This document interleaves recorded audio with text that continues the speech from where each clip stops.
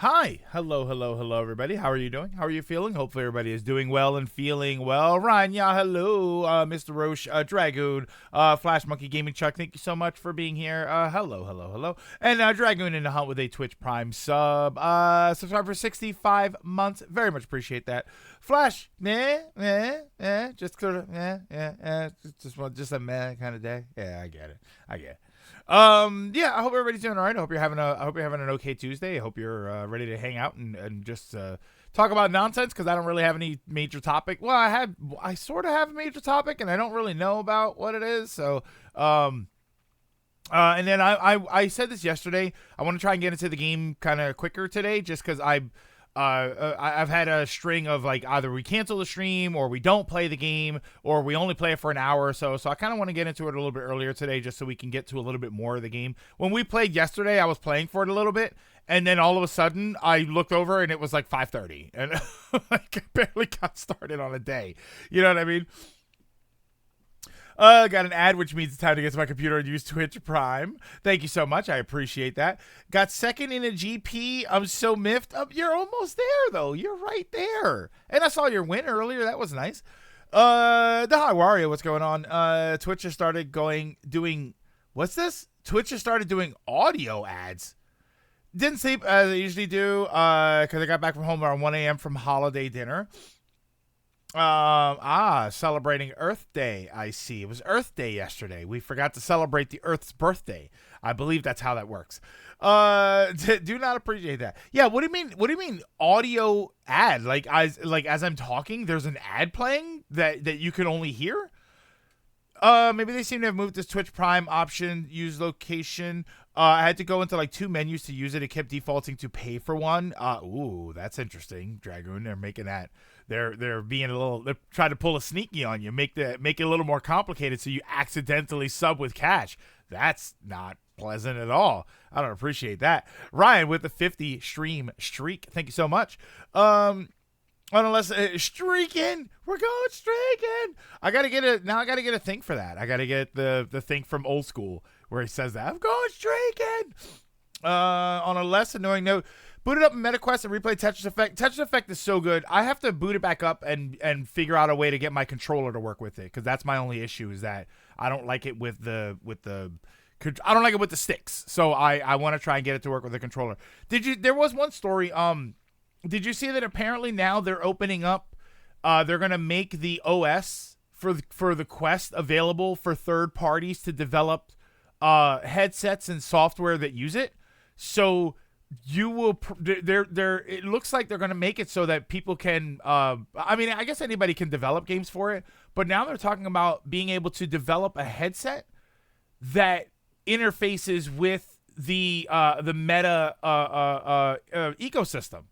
So that's kind of interesting. I feel like that's kind of interesting if you're going to open it up to a developer that's going to develop something that maybe has a different purpose in mind. You know, the Quest is designed to sort of be this all-in-one thing, but it doesn't really do AR as well, right? It never really felt like it was I don't know about the 3, but I know the 2 obviously was not really designed for that. So there might be a way to do this where, like, if you, like, you know, one of the big things that we talked about with VR is that it's an experience that you don't really want to do for a long period of time. You don't want to wear this headset and stand up and walk and pretend to walk around or spin around in circles or wave your arms. Like, you don't really want to do a lot of that stuff. So you have apps like Big Screen, where it basically just simulates a large screen in front of you that is tethered to a position and you can move around.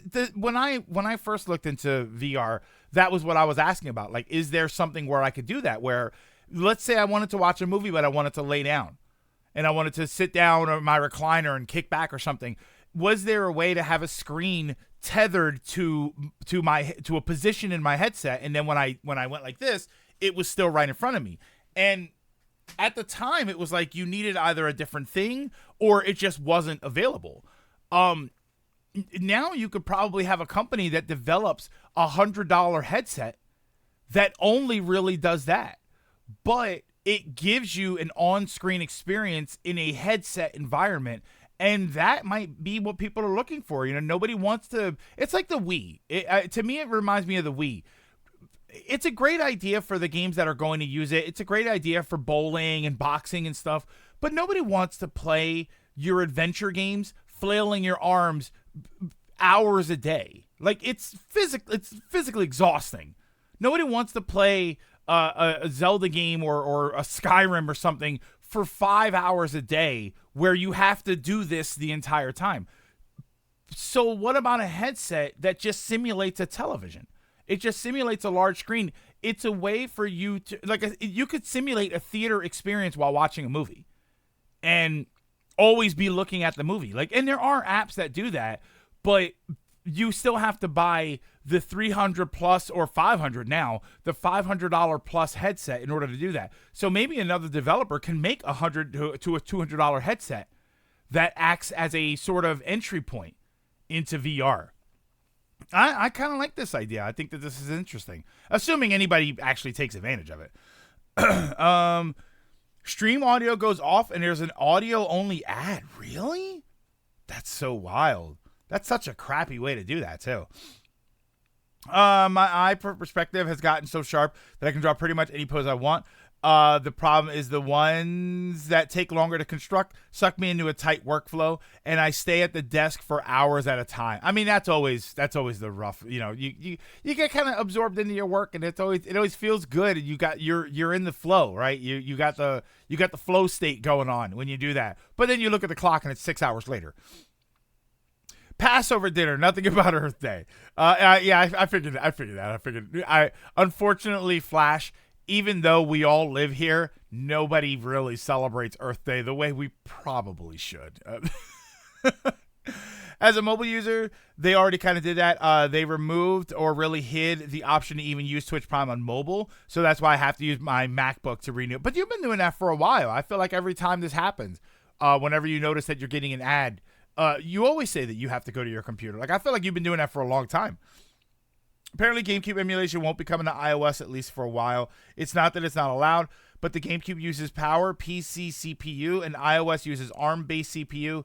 Developers don't want to have to translate all that code just for iOS, just for something that it's questionable, right? It's not like you can work on it and then make a $20 app or something. For all you know, you're gonna put the work into it, and then Nintendo's gonna say something, right? They're gonna poke Apple and be like, "Hey guys, we don't like that," which we've talked about plenty of times before, but it's still a fear that people have. It's still a concern that people have about whether or not they're gonna react. So that concern is enough for people to say, "I don't know if I want to do that."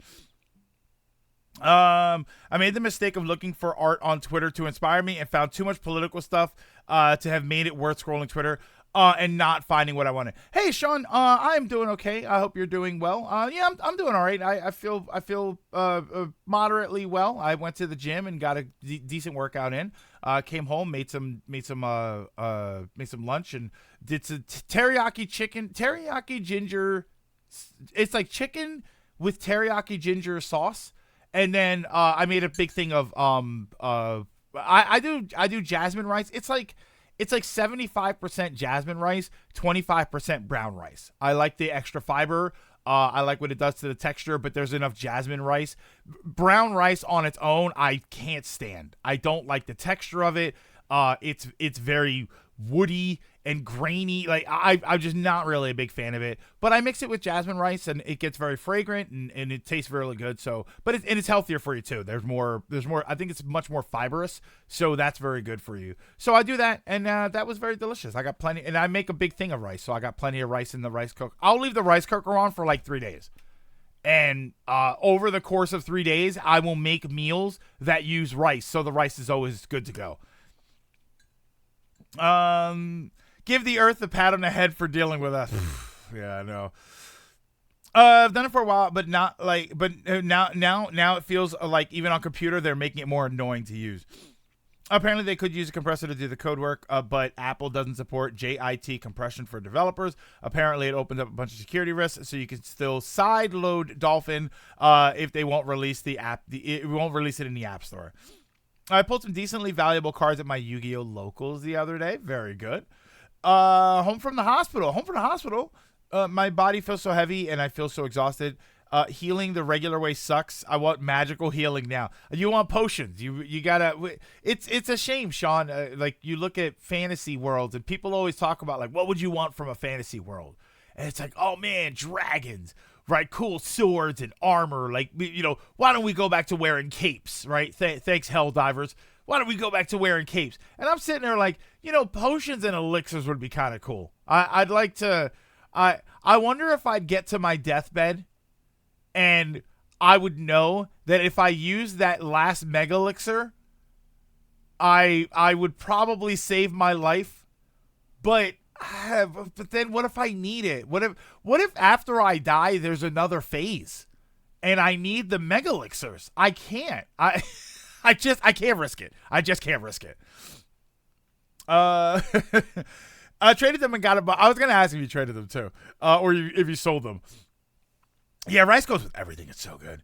The way we should celebrate Earth Day is to touch grass. I mean, Flash. At this point, I'd like to celebrate Earth Day by saving the grass, given the state of the world. I have almost all the new Tenpai dragons except a synchro and also two $20 cards. Whew. Trident Dragon, which is now $100+, which is obnoxious since it's an old card. Oh my god, you guys have grass? Yeah. What if there's Hero? What if there's post game content? I'm gonna need that mega elixir. What if life is like Doom 2016, and then when you die, you start Doom Eternal, which automatically is more difficult because it assumes you played the first life. I mean, I don't want to risk it. I need to go in there with as many healing items as I can. Oh, magical healing. Potions, elixirs, removing disease. Like imagine you, oh no, I'm poisoned, and then it's like one antidote. It's not like there's a whole bunch of different poisons in magical world. It's called poison, and the cure for it is called antidote. And there's no other version of it. Sleep. Imagine you have imagine you have trouble sleeping, so you just cast a sleeping spell, right? You wake up 8 hours later. Come on, there's some of you out there. I know for a fact there's some of you out there that would sleeping potion yourself at like 11 p.m. every night. I wonder what an elixir tastes like. I know Estus Flask is basically drinking fire. Yeah, gonna need those potions ASAP. I'd hit myself with that sleeping potion every single night. But then you can't wake up without getting it. No. Oh yeah, you're right. Because then if you get hit, no, that's the beauty part is that the sleeping, depending on which game you're playing, sleeping does wear off. But yeah, let's say something happens in the middle of the night, your cat jumps on you or something, that wakes you up. That knocks you out of it. Like, oh, I took damage, and now I woke up. Okay, but sleeping potions are real.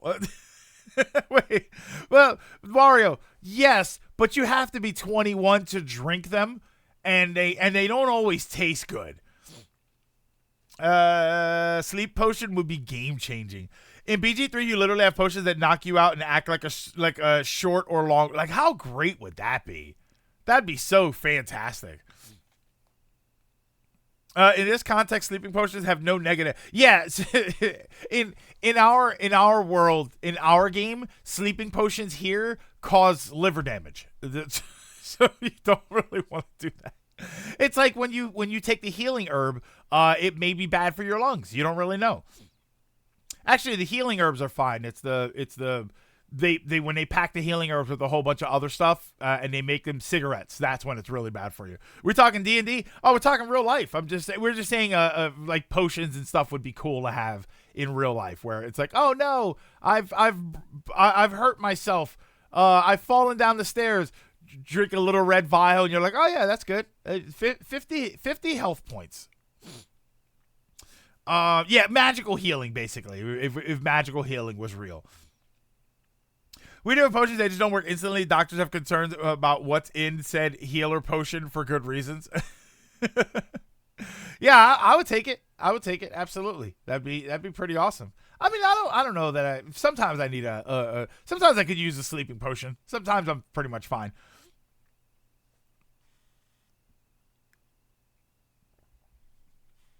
Oh, excuse me.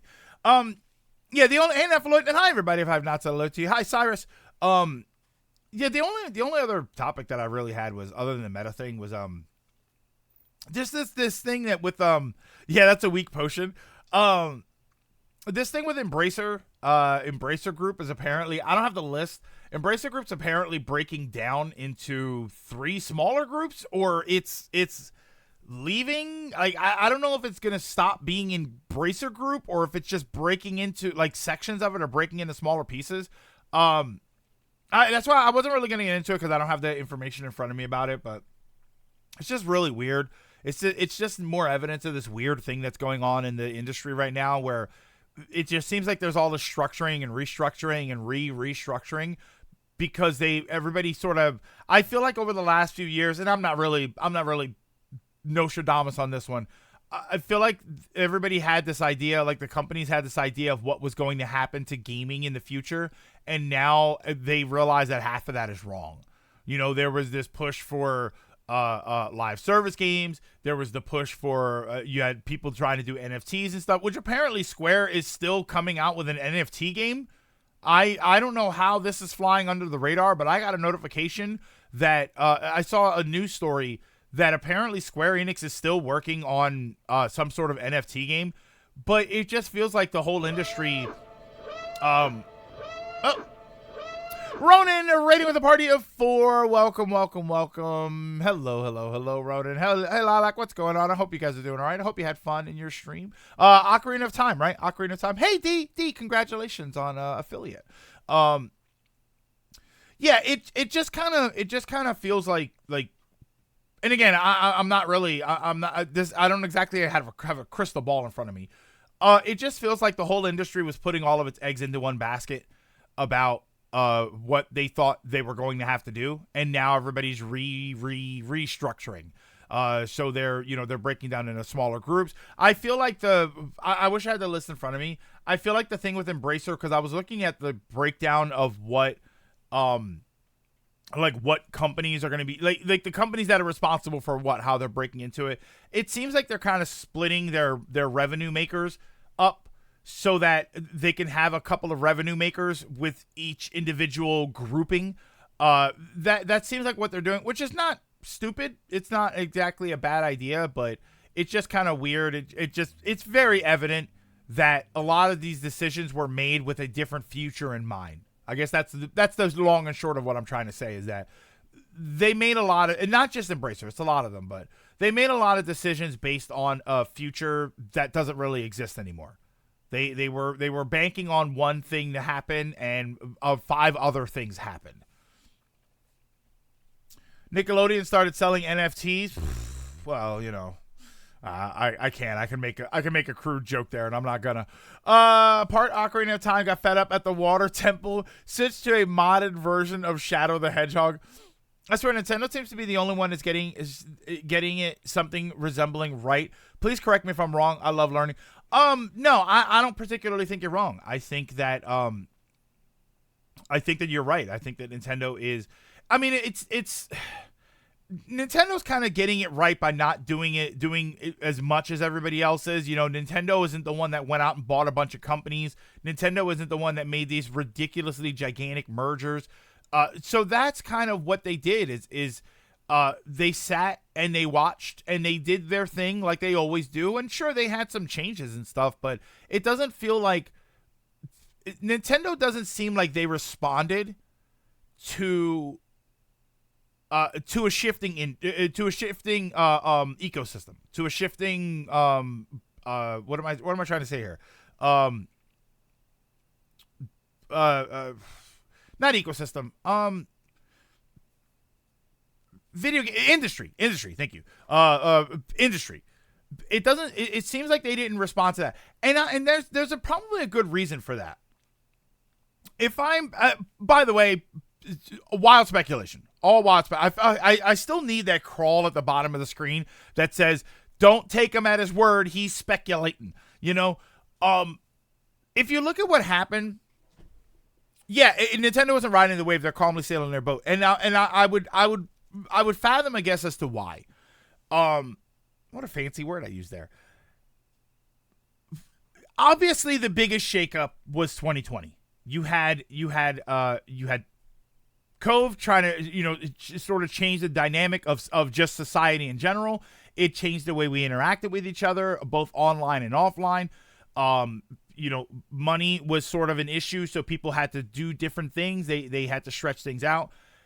In the middle of that, you have two companies launching brand new systems. You have both companies launching a brand new generation and struggling to do so. We've talked plenty of times before about how this generation has just really failed to really get off the ground. It's part of it is we don't know where we are with the generation. It doesn't seem like it advanced as fast as it normally should have. It took a long time for people to get systems and consoles, so they didn't buy the games because of everything that's going on. People are keeping their older games longer. There was a lot happening in the middle of that generation for Sony and Microsoft. Nintendo had their system already well off the ground in 2017. So when everything really started to shift, when the industry started to change and the dynamic really changed, Nintendo didn't really have to change with it. They had already had their established hardware out there. They had a library of games already established. They had a future somewhat in mind already. So they didn't have to do all of this crazy stuff about Microsoft and Sony and they are acquiring companies and restructuring and doing this and that. All of this seems like it was a reaction to a generation, the direction of a generation that they weren't expecting. They put a lot of money into these systems and the development and everything that they thought was going to happen, and then it wasn't working because society had to change. Society was in the middle of something crazy, so then they tried to adjust to that, and they overcorrected, and then now they're correcting again, and they're kind of going like they're kind of wobbling, right? If everything is here and they want to get to here, but by the time they get to here, everything went down here, and they're kind of moving back and forth. Whereas Nintendo didn't really have to do that. Nintendo just kind of sat back and said, we're just going to make games that we like, and we're not going to do anything. We don't have to force new hardware out there. But every once in a while, they've refreshed the Switch. They refreshed the Switch one time. They made the OLEDs. Everything else, hardware-wise, is basically the same. They didn't have to fight that. They didn't have to fight that battle. And on top of that, it's just the Switch itself is a really decent piece of hardware. It's the port. I still say that the portability aspect is one of their biggest selling points that people go for. They didn't have to. They didn't have to engage in all of this stuff that now the other two companies are really fighting to fix. So there's definitely good decision making on the part of Nintendo, but I also just think that they were in a better, when all of this started, they were just in a better position. They were not struggling to get a new piece of hardware off the ground. They were not struggling to get a new library out there. They were not being, well, I can't say they were not being criticized, but they were not having to slow down their new generation to conform to the old generation. That was one thing that people talked about, was that making cross-gen games and developing new games that should be for the new generation, but hobbling them by having to make sure they work on the old generation because of everything that was going on. That hurt some games, and it hurt just the perception, because that also hurts engagement for the new system. People don't go and buy the new system if they don't have to for the games that they wanted. If God of War Ragnarok and some of these other games, if they were not PS4, and if there were enough PS5s out there, you probably would have sold more. You probably, in a normal environment, that's exactly what would have happened, is they would have switched over to the PS5 and the Xbox, and they would have done that a lot sooner, and people would have entered that market faster. But they couldn't. We couldn't get the systems. Money's tight.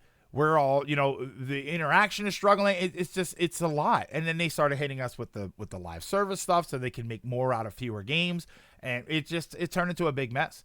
Meanwhile, Nintendo didn't do any of that. Nintendo didn't. It's not even for as much as we yell about the cross-gen and backwards compatibility and stuff. This system didn't even have backwards compatibility. It's not like you can put your Wii games into Switch. They just ported them over anyway. But it's not like you can do that. But it was such a good piece of hardware, and they didn't need to engage in all of this. So I would just say that yes, they made better decisions, but they also didn't have to make decisions. All they had to do was stay the course. Hold on, what do I got? Nintendo is a pure gaming company. That's why they're so focused. To their benefit, it allowed them to notice what worked or what didn't before doing it themselves. Especially as you can freely swap without any repercussion. Wait, what's that? Hold on, I think I missed something. Oh, okay, you're talking about something else. Then I got like 2 money printers that year, so they really just took it easier than the ones that only revolutionized the scalping market.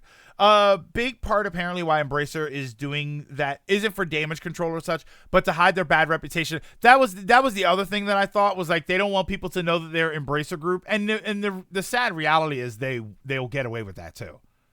They'll get away with that. They'll change themselves. They'll change their image. They'll change the name on the box. And everybody will say, because again, maybe not for us, maybe not the people that are in the know, but the average consumer doesn't care. They don't care who that is. They're going to look at or whatever the names are that they're going for. They're going to see those names. They're going to say, oh, okay, cool. And they're not going to ask any questions about the history of the company. Yeah, that's what I was saying. In Dragon, they also updated the OG Switch model. That's what I meant. They had one revision for the original Switch and then the OLED system. But other than that, they didn't do anything else hardware-wise. Yeah, Nintendo says screw backwards compatibility. At least they didn't show the struggles. Or at least they didn't show the struggles. There's a theory that the OLED was meant to be the Pro, but because the world caught on fire, they went with a safer approach to prevent production issues, which they had when the Switch launched. That's interesting. I never heard that the idea of the Switch was probably going to be the Pro. I know that one of the things that we've speculated was that there was going to be a Pro and they scrapped it to make it the Switch 2. I know that that's something that people have really thought about. I feel like that's not that wasn't because of a problem. I feel like that was just because the Switch is selling, so keep selling it. And it's still selling. It's still doing 70,000 units a month, a week in Japan. I don't even know what it's selling here. But it's still selling crazy. I wouldn't be surprised if they do one more sort of minor revision to the system. I don't know, because even now that we have enough PS5s out there, many games aren't selling at predicted levels. And I still think that that's just a byproduct of more of this. I think that in the time that all of this craziness was happening, I think people's priorities just shifted. And again, the industry just shifted. How many people out there were probably really excited for something like Final Fantasy 16, and then they said, oh, wait, it's coming to PC. I'm just going to wait for that. There are situations, and I don't know if I'm not going to say that accounts for why sales of 16 have been lackluster, or at least not up to what they thought it could be. But I feel like I've heard that from people who are hardcore gamers, that they are more and more people are saying, yeah, if I'm going to have to download the game, and even if I buy the game physically, if I'm going to have to download DLC and patches and stuff, I'm just going to do it on PC. So they do that. Nintendo port their old games and charge you a service to play them or rebuy them. Much better than greedy Sony trying to make us pay for a service to play old games and sell us ports again. Wait. Consider the idea that, well, if it had the user base of the PS4, because paying $100 a year is just as bad as a family plan that costs $8 a year. Yeah, we can talk smart. A lot of rumors that the OLED was planned first. Yeah, see, I didn't remember that. It was a small discussion back when the OLED came out. Just rumors and theories. I think it's the case of Sony porting their stuff to PC. Yeah, and that we are shifting into that where people they just kind of wait. And they see, not to mention, and I really hope they don't start doing this, but Stellar Blade comes out this week. That's a cool looking game. We played the demo. I thought it was really awesome. Am I going to buy it? It'll be on sale. Right? How many times, like as much as people crap on Nintendo for not putting their games on sale, the reality is it does work. We're less hesitant to buy games for Nintendo's console because we know it's not going to go on sale. Whereas Stellar Blade will be $40 in 2 months. I can almost promise you it will. I could have I got Diablo 4 the other day at Walmart for $20. They had God of War Ragnarok it was out to 20 or 30. They had it. It's why Nintendo adamantly refuses to allow their stuff anywhere other than their own console. Like, people don't like that stuff and they think that it's anti-consumer, but it works. It works. It's also a reminder that despite all the hype, they are half the amount of PS5s than PS4s. I mean, that's definitely part of it, but at this point in the generation, not only should there be enough PS5s out there to be producing better numbers for some of these games, particularly Spider-Man. Final Fantasy 16 I feel is a bit of an anomalous because we've talked constantly about how 16 just fundamentally feels like a different game from Final Fantasy. Like, Final Fantasy fans don't want to play 16. So I feel like this is more, I honestly think that it's more of a 16 issue than anything else. But you look at Spider-Man. There's no real reason that Spider-Man shouldn't have sold amazing numbers. And apparently that one didn't sell all that well. At least initially. I don't know what it's doing now. So why? Why are people not engaging? Because again, it's not like there's 5 million PS5s out there. I think they're up to like 40 something million. It might be just under 40. There's no reason that your headlining games shouldn't be, even if you have a 15% use attach rate. Some of these games should be selling for a lot more, or selling a lot more, like many more copies. Hey Kia, I still don't own Link's Awakening. You got robbed. You should have gotten Diablo 4 for free. You're still gonna spend money. Yeah, I don't know. I still want to give it a try. Maybe they'll add an offline mode before I actually play it. Like, I'm gonna get around to playing it anyway, right? So it's another game for the pile. Persona 3, a game we know did well, at least I think we do, is already $30, bringing up issues I have with the whole, we need to do $70. Like, you're not even doing $60 anymore. These games are available, and they're not even $60. Yeah, it works at keeping Nintendo as a gaming company relevant. Oh, what I'm saying is that the numbers are just not matching the expectations. Not every game is Mario Kart 8 or Minecraft. Even Nintendo and Microsoft haven't been able to do another Mario Kart 8. I mean, well, to be fair, AGM, for those two examples specifically, there isn't another Mario Kart 8 or Minecraft out there. There isn't anything that even comes close as far as popularity and reputation. There's nothing. Like, there are some popular games out there, but I don't care who you are. There's a good chance you played Mario Kart. At the very least, you played a Mario Kart. So it's a bit different. But yeah, you're right. But it's just not really matching. It's not matching the expectations given the amount of consoles that are out there. And that's why I say, sure, they're not exactly selling like 5 copies per game. But there are enough systems out there that for the most popular games, you should be seeing bigger numbers. That's why the whole thing, whenever it's like Final Fantasy 16 and when it's some of these other games and they say, oh, they're not selling a lot, I don't think that says anything bad about their games particularly. I mean, it obviously does.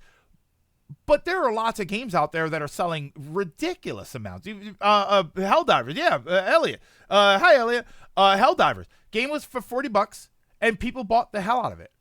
You know, Helldivers still has good player retention, but something like Pal World, for instance. Pal World was $30, and it had millions of people buying it. And maybe they were buying it because it was a meme. But there were millions of people buying it. They still bought it. So people want to buy video games. They want to buy them. They just don't want to pay $70 for something that may or may not be broken, may or may not last anywhere near as long as some of the other experiences that are way cheaper. This is why I don't have a problem with like free to play games or even cheap games to an extent. I don't have a problem with them having like battle passes and currency you can buy and stuff, because I have no problem with people crap on like Fortnite. Like, oh god, Fortnite, you gotta buy the battle pass. It's a free game and the battle pass is $10. Or you can go buy a $70 Call of Duty game that still has a $10 battle pass in it, and the game half works. Like if you're gonna start arguing about value, the reality is there is much more value out there than engaging in console gaming. Just and even if you want to engage in console gaming, there are tons of free games out there. There's tons of stuff that you can do. Like, if you're gonna argue about value, then you already lose the argument once you pay money. There are hundreds of free-to-play games out there that you could just play all the time and never spend a dime. So the idea of, well, we have to charge this much for video games, and we have to they have to be this much, and you have to buy this, or you have to wait for a sale, and it's just like, well, you could just play video games for free and you could still do it. So that's why I'm just bringing that up, because I think that kind of skews the whole value argument. Oh, it's not worth it for this. It's worth it for this. And how much time do you play? Like, what am I paying dollar per hour? Right? I love that metric because it pisses people off, because it's a stupid metric.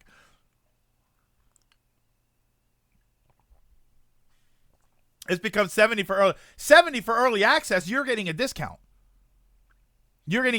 What's the Star Wars game? Star Wars Outlaws. Much as I'm interested in checking that game out, first of all, I'm going to wait for a sale. But that's like $130 or $110 to get a 3-day early access, which is the worst thing. I more than battle passes, more than skins, more than microtransactions, I think the worst thing that is happening is $30 to $50 for 3 days of early access. Are you out of your mind? And people pay it. That's what's wild. Yeah, Lethal Company outsold Call of Duty. So I think Content Warning did also, but to be fair, they were giving that game away for like a day. That's the unfortunate thing. And we're seeing it now that we're playing 16 games. 16. Oh, games that are genuinely good when you don't have some snob yelling at you. Which honestly, AGM, is why I bought Diablo 4. This is why I was asking you guys yesterday, like, what's wrong with the game? When you were telling me about the no offline thing, that's a legitimate problem. But everybody arguing about, the balancing and the multiplayer and the hard mode and the hardcore mode. And I'm sitting there like, I just want to play the game. Can I do that? But apparently I can't. I got Dead by Daylight for $20 when I started going to consoles. And even then, the game goes on sale a lot. It has a whole bunch of DLC and Battle Pass every three-ish months. Yeah, and you play that game every damn day. PlayStation, yeah. Even Genshin, Honkai, Zenless Zone Zero is coming out, and Tower of Fantasy. You could play those 4 games. I mean, they're all, the anime stylish games, but you can play those 4 games. Throw in Warzone, throw in Fortnite, throw in Rocket League. I think there's a free-to-play version of Minecraft out there. Like, you throw in a bunch of these games, and you're good to go forever. F099. You can play these games forever. They're yours, right? But I mean, they're yours. You're paying to be playtested. You really are too, and that's the wild thing, is that you pay money. You pay $30 for 3 days early access to find out that the entire time during that early access, the game is broken. Hold on. Give me a few minutes. I gotta run to the restroom. I'll be right back.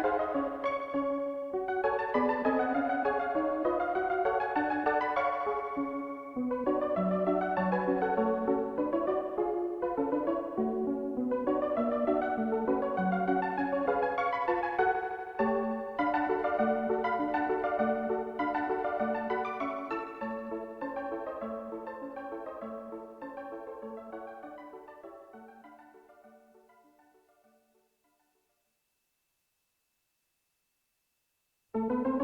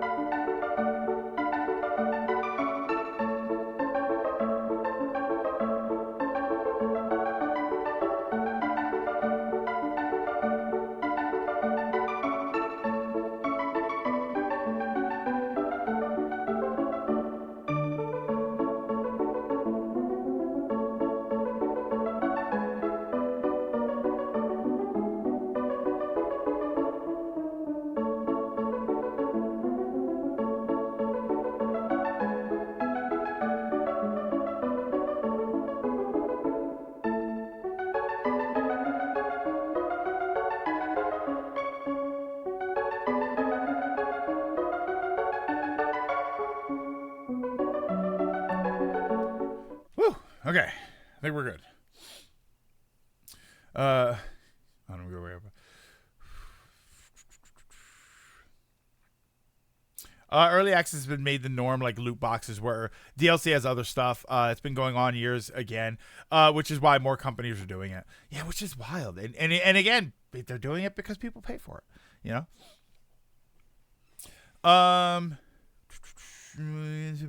Yeah, we have to. Like, I get it's something they have to do because of business, but not really, because your boss told you that you have to. Doesn't mean that a game that doesn't do it is gonna fail. Now, you can also throw in every game if you don't care about the law. Yeah. Apparently, the main issue are the MTX being very loose, very on the nose. In that the game is very chill with difficulty until end game. But it's a fine game. Which one? Which one are you talking about? AGM? You're talking about Tower of Fantasy? Oh no, I'm scrolling back down here. Hey, Executor. Willing to bet money that Star Wars Outlaws. Oh, Star Wars Outlaws, you mean? It's gonna be busted. Star Wars Outlaws is gonna be hilariously broken. And that's I literally have nothing to base that on, and I'm probably right. My only personal gripe with the early access deluxe edition is that at one point the release date is no longer the real date. Sometimes that hurts companies because the day one patch is not there yet. Yeah, it's not. It's not. And imagine how, if it's broken at day one, imagine how broken it is the 3 days before. I played Minecraft and Roblox simultaneously. Minecraft bored me, so I gave up after a week, and Roblox I gave up after 2 weeks. But that depends on what you want. I didn't enjoy Minecraft. I mean, I tried Minecraft when it was relatively brand new, but I didn't enjoy Minecraft because there wasn't anything else to it. But I love the hell out of Dragon Quest Builders 1 and 2. They were both similar, block builders, but one of them had a point. There were things that you did. There were objectives. There was a story. Even if it was a loose story, there was a story there. I can't even say it was a loose story. There was actual story progression in the Dragon Quest Builders game. So the game, that's just a gameplay problem from my perspective, that you just wanted something that felt a little more tied together, felt a little more video gamey. And Roblox I always understand to be, Diablo 4. Okay, I'm sorry. I couldn't tell if you were talking about Diablo 4 or if you were talking about Star Wars Outlaws. Minecraft does have appeal, but I'm not the creative. Yeah, so you're not the creative type, and that's the thing. If you play Kia, I would recommend you try out Dragon Quest Builders, because Dragon Quest Builders has like a whole like a schematics system to it, like a building system. It's not a free builder. It's not like just go do whatever. They guide you on what you need to do, and then you do those things for objectives for the story, and then it kind of works you into that, and then you can build. You can start to build it your own way. You can start to get the ideas that you want going, and then it's always really interesting. But I enjoyed Dragon Quest Builders a lot. Like, I played the first one, and I really enjoyed it to the point where when the second one came out, I was there day one. Like, I went that morning to go buy the game, and then I came home and played it. It was very good. To David's earlier point, there's also been Nintendo's strength this gen. Reasonable expectations. They don't expect all their games to sell like Mario Kart. Sony and Microsoft with bigger and bigger budgets often need immediate results. They need it. They need it, and they need the continued results too. They need to know that their game's gonna. It's not gonna help them if they spend $100 million on a game, sell all of the games up front, and then don't sell any more ever. You know, that's the thing about something like Mario Kart, is that when you look at the sales charts, Mario Kart's always up there. You know, and again, you can't really expect anything else. I don't know that I would expect Mario Kart 9 to be Mario Kart 8 Deluxe. You know, like if they finally broke down and made a 9, or they just finally called it Mario Kart and just made that the game that they were going to build on, I feel like it would take a long time before it caught up to Mario Kart 8 Deluxe. It's just so good. It's just everything that it needs to be, and it doesn't need to be anything more. Makes me not want to buy anything new because you could wait and get it for free with all these online gaming subscriptions like PlayStation Plus. Like, there's some games that I bought because most of the games that I bought recently, they were discounted in some way. And because they're physical, and I still like having a physical game. I love the multiplayer part of Minecraft. See, I never tried that. Just like doing and building things with friends. Give me the game for itself. I'll do something, but eventually wish I had someone to show it and play with. Stardew apparently Stardew did the multiplayer update, and I never went back to give that a try. Minecraft definitely boosted by its community-made content. I jumped ship from Minecraft as soon as I got my 3DS because Pixelmon was what kept me interested for about a year. It's gonna go the Mortal Kombat way and just be called Mario Kart. Yeah, MK1. I like it. Boy, the fatal blows in Mario Kart are way different than the ones in Mortal Kombat. We keep saying you can't expect, but while Mario Kart is in a league of its own, Nintendo in particular on the Switch alone has several games in the continues to sell stupidly well category. Something Sony and Microsoft have struggled with. And I just mean that you're right. Nintendo has some games, some franchises that are still selling continuously, and they have sold continuously since they came out and will continue to do so. But none of them are, I don't think any of them are at the level of Mario Kart. That's all I mean, is that, because Mario Kart's up to what, 50 million or something? Isn't Mario Kart ridiculous? Isn't it up to like 45 or 50? It's some goofy number. Like, it's crazy. But none of their games, even the games that still sell regularly, don't sell as much as Mario Kart. It's Switch effect. Oh, brother. We're gonna do an episode where we just put a list together of all of the stuff that we just love saying, right? Switch effect, arms, momentum based gameplay. Mario Kart 8 Deluxe is at 62. There's no way 62 million. Hold on, I have to look. MK8 Deluxe sales. As of February 2024, Mario Kart 8 Deluxe has sold 60.58 million units, making it one of the best-selling games of all time. That's insane. That is insane, considering that that's on one console. That's almost a 50% attach rate. That means that half the people who own a Switch have Mario Kart 8. That is wild. If you count the Wii version, if you count the Wii version, 69. 69 million. Earthbound never grabbed me. Wait, what? That's wild. Yeah, yeah. Oh, yeah. You did say that. It's like 50. Like half the Switch owners have MK8. That's crazy. So yeah, that's just what I mean. I just mean that nothing's ever going to be that. You know, Mario games are always going to sell really well. Splatoon still seems to sell semi regularly. There are games in their franchises that are always going to like they've been consistent sellers, but not to that level. There are no other 60 million sellers on the Switch. Or any Nintendo system. 60 million is more than most of their consoles, I think. I think most Nintendo consoles have sold less than 60 million, right? The NES and the Game Boy, they're above it. But I think most of them are under 60 million. God knows the Wii U is.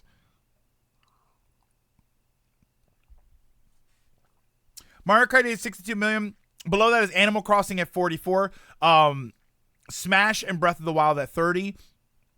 And Odyssey, Pokemon twice. Mario Party, Tears of the Kingdom at 20 million something. And those 20 million games sell at rates other systems executives dream of hitting. Like, that's insane. That's wild. It's incredible that they were able to do that. And part of it, I'm not going to say Switch effect. I'm going to say Nintendo effect, maybe. Right? I wonder if people consider that. I wonder if people think that just Nintendo's reputation, but even, I feel like even reputation does it. They're just fun games.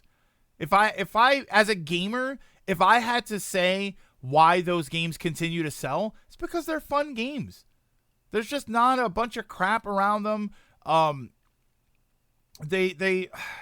don't know. They're not rushing to make new ones. They don't feel like they got it out of the door. Like some of these games, they get continued support. I mean, what are you talking about? Mario Kart, Animal Crossing, Smash, Breath of the Wild, and Tears of the Kingdom, Odyssey. Like some of those don't really get a ton of support, and then some of them get a lot of support. Yeah, Super Mario Party, I can understand selling well, but not. See, that's wild to me. I think Superstars is the better game, to be honest with you. Yeah, it's kind of crazy is that the Mario Party games are still selling. See, I think Superstars is awesome. I can't believe Superstars hasn't gotten DLC. Unintentionally, Mario Kart's success is often used to excuse other games' lack of success. We could see it on the list alone. Tons of games hitting that outside of the bubble. Yeah, you're right. And again, I'm not saying the Mario Kart thing because I'm trying to crap on other games. I'm just saying that there's it's tough to say. You're kind of making the point, Dragoon, exactly, which is those games sold really well. But if I were going to judge them by Mario Kart standards, they're failing, right? Let me look at this list again. Look at Animal Crossing at 44 million. If I was an executive and I was saying that I need that game to sell exactly like Mario Kart at 44 million units, I would see it as a failure. Imagine your game selling 30 million units and saying, it failed. And why would you say that? Because you're judging it off of Mario Kart. That's why I say that Mario Kart is not anomalous. I mean, it's anomalous in that it's different from the other ones, but it's not like, I don't think Mario Kart is some fluke. I think Mario Kart is a good game. It's a good representation of what it is, and there's a reason it's a very evergreen type game, and it keeps selling because it's good consistently. But to look at to say that that's what every game is supposed to be, it just doesn't work. It just doesn't work. I thought Superstars was the one with the old game. Yeah, Superstars is like the better one. I think so. Do Superstars Deluxe for the Switch. How about you just update the one that's there? Just give me some. I have DLC for that game. But Scarvia is still 25. It means you can't get another party game.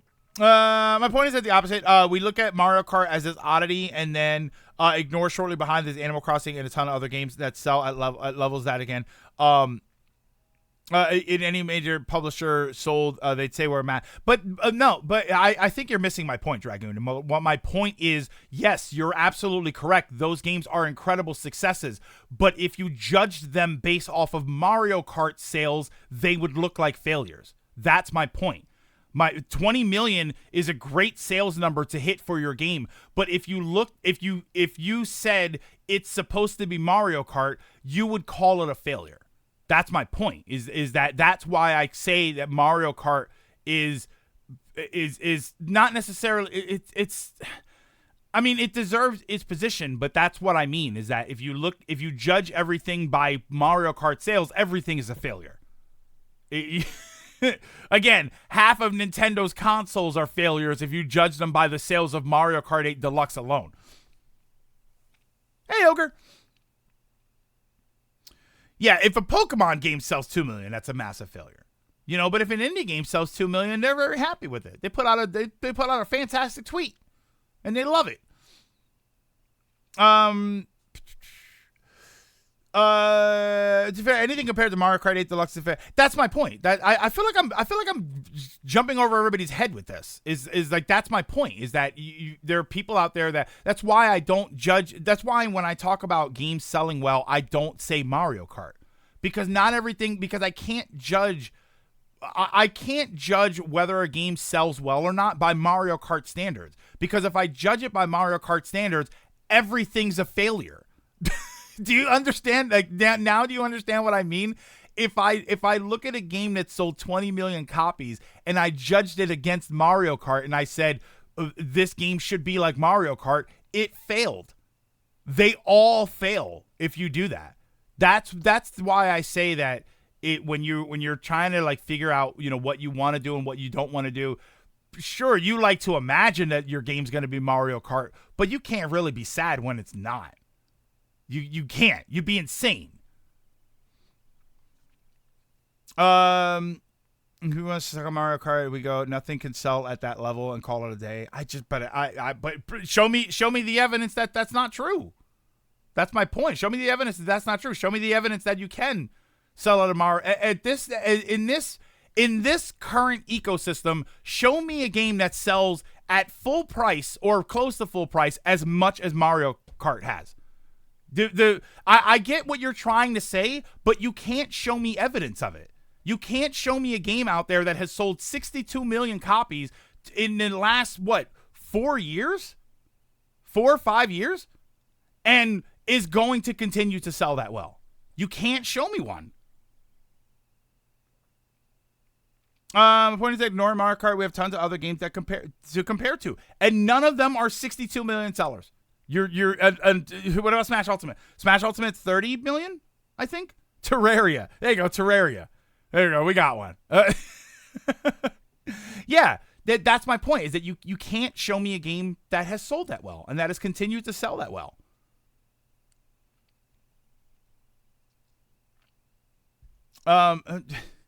Okay, we're going around in circles here, Dragoon. I'm saying don't compare it to Mario Kart is literally what I'm saying.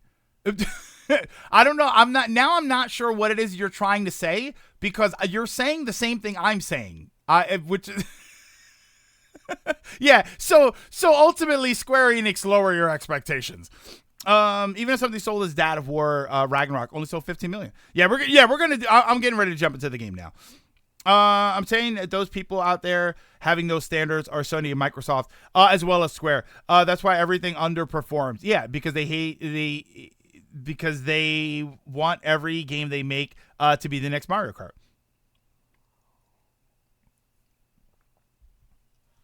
Doug Bowser admitting he didn't expect Metroid Prime to sell as good as it did, both physical and digital. Yeah, Square Enix needs to lower their expectations a decade ago. I mean, the Square Enix problem as a whole, that's a whole nother bag of issues. There's a lot going on with the Square Enix issue. So here's my point. My point is that people sometimes use Mario Kart sales as excuse, but that we should compare to other games that did sell exceptionally. I think I lost your point. I'm going to move on from it because I'm not entirely sure what you're trying to say. That doesn't sound exactly like what I'm saying.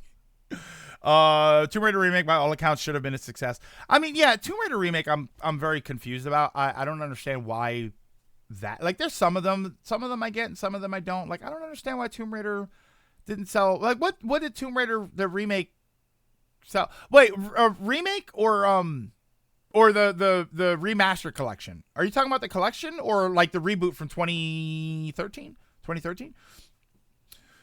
So Tomb Raider reboot was a failure for selling over 10. Oh, yeah, the 2013 game. Okay. I thought you were saying the modern thingy. Yeah, and that's wild. That's wild that people. That's wild that you can look at the Tomb Raider game and sell 10 million copies and say what a failure. Like, that's insane. And only they do it, because I don't think anybody else does it. I don't think fans. I don't think gamers are looking at, like, people that are in the know for gaming. I don't think they look at Tomb Raider reboot from 2013 and think that was a failure. I really don't. Do this. Nope. Do that. Yeah, it's such a good game. I never played the later ones. I have. They had them on the Epic Game Store at one point for free. So I went and added them all to my library, and then I never touched the Epic Game Store again. But I have them all. I just never played them. But I never played the second and third one. What is it? Rise of the Tomb Raider and Shadow of the Tomb Raider. But I played the first one. I loved it. It was so good. Because it was to make making those sales no matter overall, which, I mean, that just spawns into a different discussion about what does it need to be successful. You know, if you sold 20 million copies of a game, we would say it's a success. But if it costs you $500 million to make that game, you might think it's a failure, and you might be right. So that's a whole different thing about the development costs and whatnot. Out of the 68 million, was this Trilogy sold 38 million units out of the 88 million of the entire franchise, which is just insane. If you ever get PS Plus Extra, you can play Definitive. It's really good. Yeah, I mean, I still have the originals. So did they bring the Tomb Raider 2013? Did they port that over to PS4? I mean, not PS5, right? But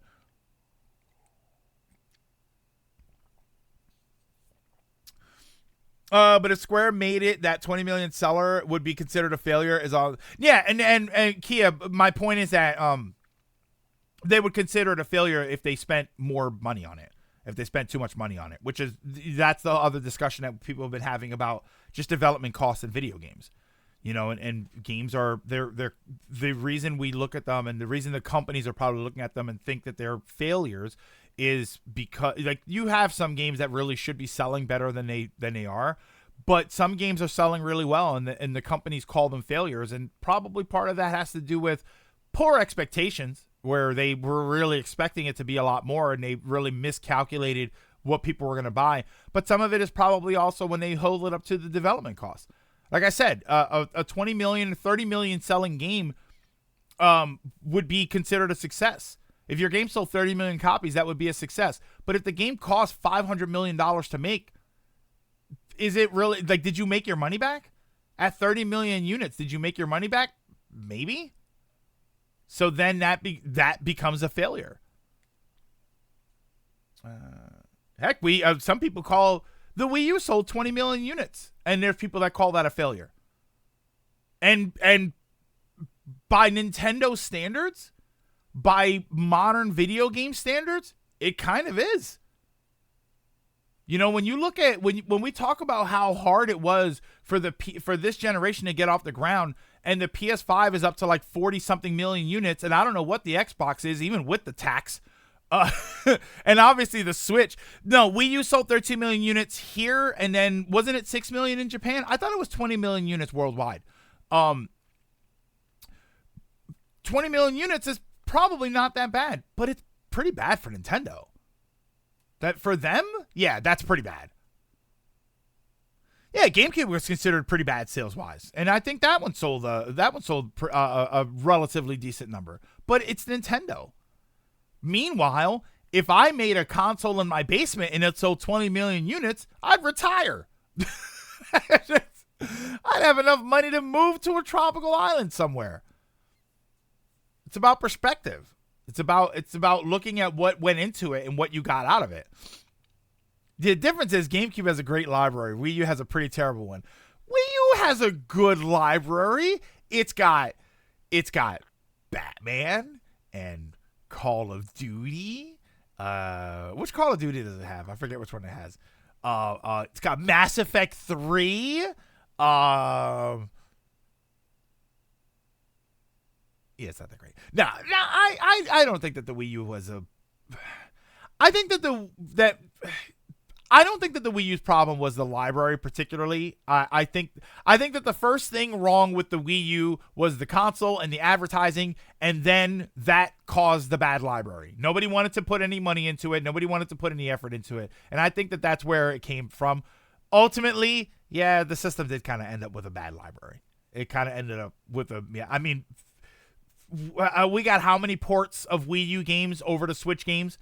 And then now you kind of can't think of any more, for supposedly having a relatively decent library. We got what do you think was the number of ports that we got that were Wii U games? Mario Kart 8 Deluxe and the new Super Mario or Mario U or whatever.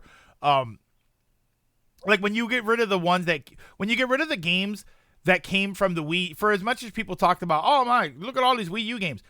For all of that talk, I don't think that number was higher than 20.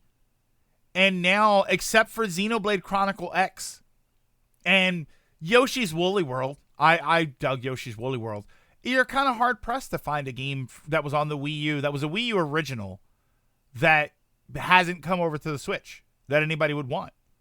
We got Captain Toad's Treasure Tracker. Holy smokes. Nobody saw that coming. And I like that game. I never finished it. I never went back and finished it, but that's a lot of fun.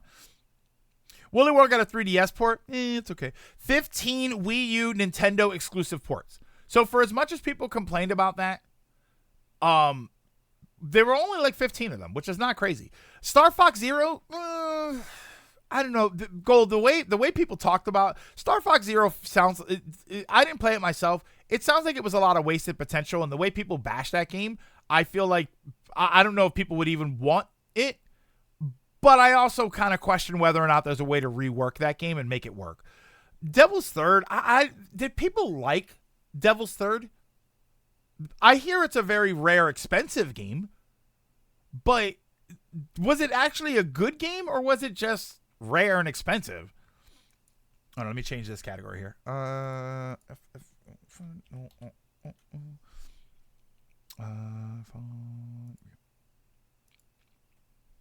Star Fox Zero was very contentious.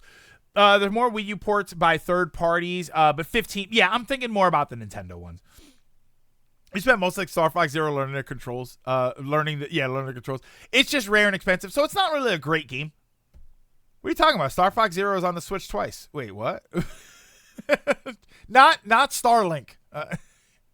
Devil's Third is not a good game at all. So we're not really looking for that game, right?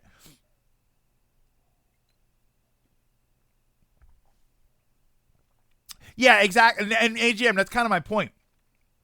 15 games is a chunk of games to get ported over. But then what else is there that you'd really want to be ported over? That was a Wii U exclusive game. Like it's again, Xenoblade Chronicles, Yoshi's Woolly World, sure. But I don't know. Star Fox Zero, I feel like nobody's really asking for Star Fox Zero. The Wii Virtual Console, affordable. Ooh, Kerbal Space Adventures, right? It wasn't that what it was called, Kerbal Space Adventures, which you can play other places, but apparently the gamepad works really well with that game. And Wind Waker and Twilight Princess, yeah, I'll give you that. I'll give you Wind Waker and Twilight Princess. They're technically not Wii U original games, but the versions that are on the Wii U are. And oh, not Kerbal, just Affordable Space Adventures. That's a different indie game. Okay, is that game available? Affordable? I know Kerbal. I thought Kerbal Space Program was available. Is Affordable Space Adventures also available? All right. Am I the only one who thinks Nintendo does better handheld wise? No, I think they've had more consistent success with handhelds, but I also think that no, I guess that's just the truth is that they're more consistent with their handhelds. Yeah, I don't know. Maybe that's why the Switch works. Oh, later, Trios. Have a good one. I'm sorry. I'm sorry to Trios. I am doing everything in my power. Hopefully you haven't left yet. I'm doing everything in my power. I'm going to try and ramp up playing the game, which I'm sitting here talking through it right now. I'm going to try and ramp up playing the game more so I can get through this faster so you can hang out more. So I'm sorry. We're trying here. Yeah, every Nintendo handheld was a hit.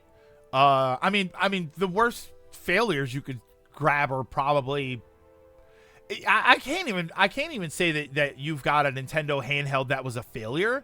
I would say you've got variations that didn't sell that well, but who cares, right? The DS XL Lite or whatever, the DSi, right? That one didn't sell that well, but that was just a different piece of hardware. That wasn't a new library with new technologies and stuff. That was just a different version of the DSi, and by then everybody had a DS. The Virtual Boy was technically... The Virtual Boy wasn't a handheld? Why does everybody say that? Other than the fact that it's just a joke. But the Virtual Boy was not a handheld because you didn't hold the system. It had a stand. I can show it to you. It had a stand. And the stand was ass. And it broke half the time. but it was not a handheld. There were DSi exclusive games. It was marketed as a handheld because you took it with you outside and all that. Wait, the Virtual Boy? Nah, no way. Yeah, I was joking because you had to hold it. I mean, by that standard, the GameCube was a handheld because it had a handle on it and they meant for you to take it places. No, I never seen Ryan, there are Virtual Boy advertisements that advertise it as a portable system that you can take with you. I still strongly differentiate between portable and handheld. I don't really like that people don't something like the little PS1 with the screen on it. That's a portable system. It's meant for you to take it places, but it's not designed to be a handheld. So I don't really like even with the ads. The Virtual Boy, if you wanted to try and put it that way, I would advertise that as a portable system, not a handheld system. You don't hold the system in your hand. You hold a controller, which is what you do for everything else. They tried to make the GameCube sell as a hand. Well, they did a screen. What's wild is they did a really cool screen. I always wanted one of those GameCube screens, but Nintendo didn't do one. Like Sony did a screen for the PS1. There was an actual Sony brand screen that you could attach to the little white PS1. Nintendo never did an actual screen for the GameCube, so that was always kind of interesting to me. Because a GameCube with a battery pack and a screen on it, sure, that's a portable system. It's part of why I believe in the Switch 2 being detachable screens. You can actually bring all those remaining Wii U games to current hardware. I also bought one of those GameCube screens. By the time I got money, it was sold. Oh, you tried to buy one? Oh, they're so good. Interact made one, and I forget who made the other one. There were only two that I ever saw. I almost bought one. There were only two that I ever saw, and Interact made one of them. And they were good screens. They were actually really good. They were nice form-fitting. They weren't too invasive. I think it had a power pass-through, so you didn't have to plug two things in at once. Hunter got a new skin. Of course I want to see it. Of course I want. Oh, wait. What am I doing? Hold on. Oh, I'll do that.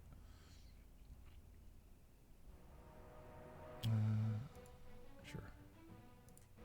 Yeah, of course I want to see it. I forgot to give you mod. You can put it here. I can trust you. Hey, welcome a new mod, everybody.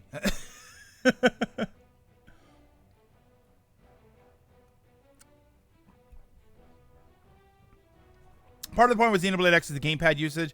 That's a. You sure you can trust them? I don't know. Are you gonna link me a YouTube video? Just link me a picture. Where elk? Why does Huntress look like the general from the car insurance? Oh, that's an ad. Wait. Why is Luigi's Mansion game on Switch except for the first one? Is there already Luigi's Mansion except for the first? No, the first one's. Oh, that's right. The first one when we played it here, we played it on GameCube. Handheld has done better ever since the game. Well, the Game Boy also did well. That's the thing. Is the Game Boy? It wasn't the Game Boy one of the highest selling consoles, or isn't the Game Boy one of the highest selling consoles? Yeah, Luigi Mansion 1 is not on Switch. Yeah, we played it on stream. I forgot I did play it on GameCube. All right, hold on. But we're gonna get back into the game here. It's like a furnace in here. No, it's just you. You're hot. You get used to the heat. Can I? Don't remember it being Okay, it won't let you walk off. I feel like I've tried that every single time to try and walk off the edge. Not sure it's possible to make the game work on one screen, but it could be a detriment to get rid of it. I mean, you'd have to get rid of it if you want it to be on the Switch.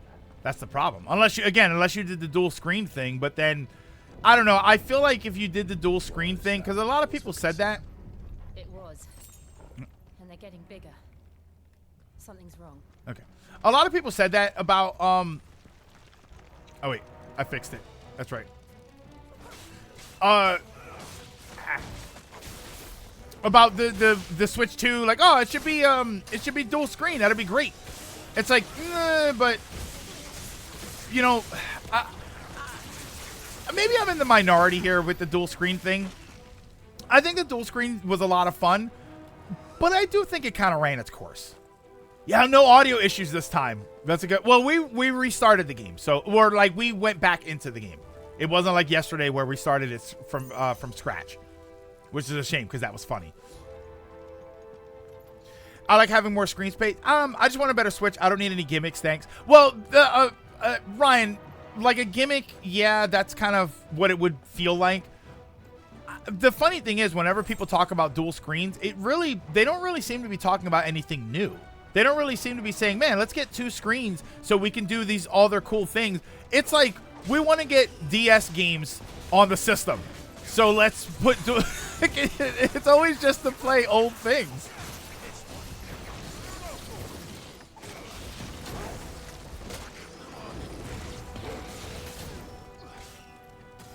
God. Oh my God, I'm like dying here. Yeah, DS games is enough of an excuse.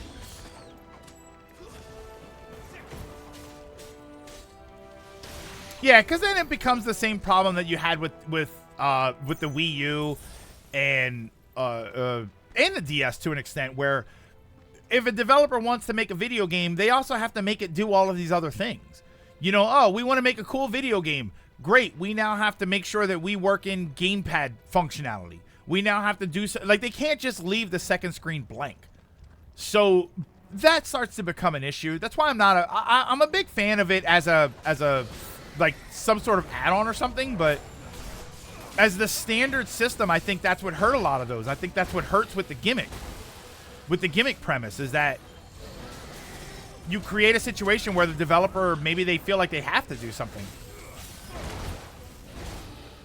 Plenty of games ignore the second screen. Like what?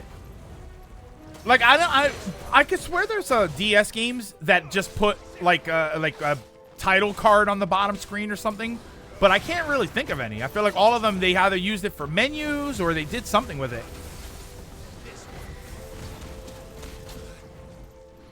Yeah, then why have a gimmick if you're going to ignore it? That's why I don't like that as a gimmick. Well, because the problem with a gimmick, with something that actually feels gimmicky, is that it starts to become the whole identity.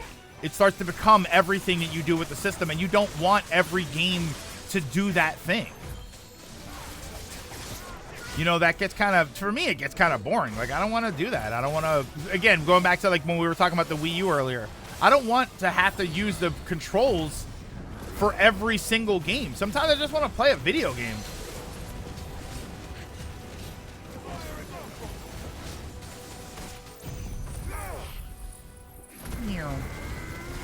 I like a nice gimmick. I think a nice gimmick is fun, but it needs to feel like that. It needs to feel like a gimmick. It doesn't need to feel like the main thing that you're supposed to do with the system and you have no choice in the matter. That's why I like VR as a gimmick for the next system.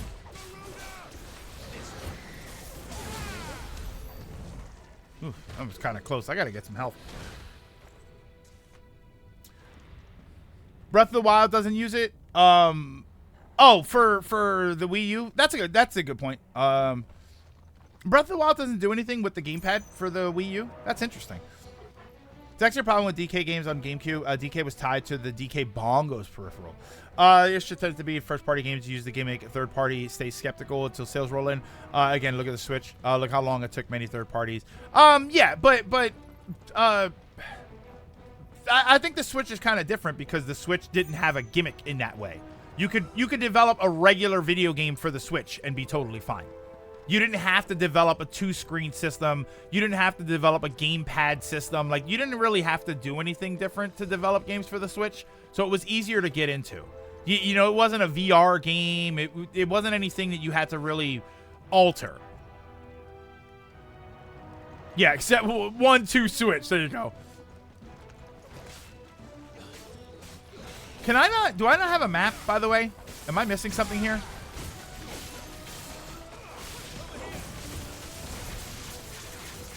Come here.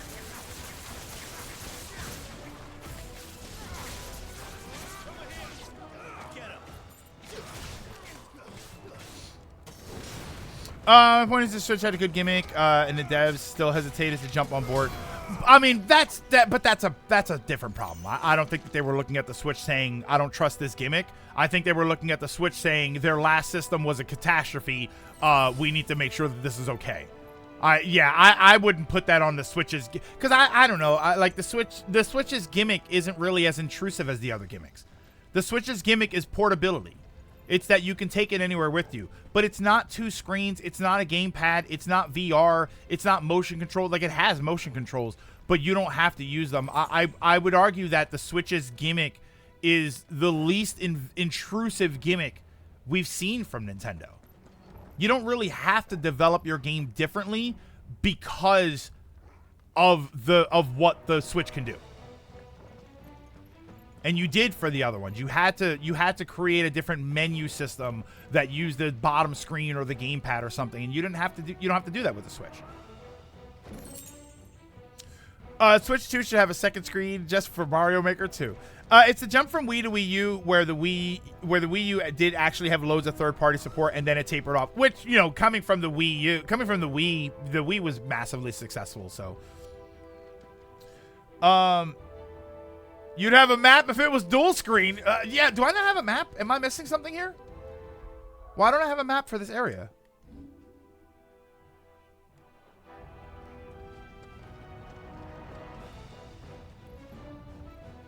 That's weird. I was looking around. I wanted to see if there was stuff here. I remember those 3 years. Devs hesitated for the Switch now, and now the Switch is a success. The next gen will have that. Yeah, exactly. The next system will have that support right from the beginning.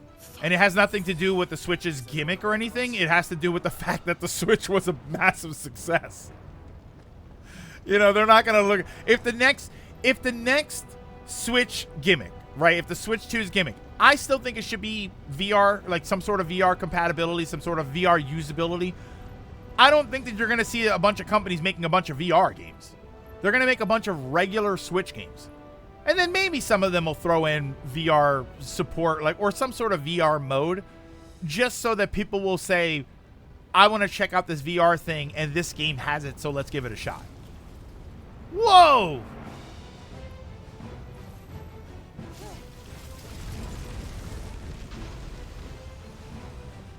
Have you been able to do that this whole time? I feel like this could have been useful. Hey, Clive? Yeah, there you go. Gimmick should be online chat. The gimmick should be the thing that every other system has done. Oh, man. She wasn't authorized. Oh, that was cool. Mainly because the gimmick was a concern to detract from the game and make development too hard. Let's not. Yeah, there are no maps for dungeons.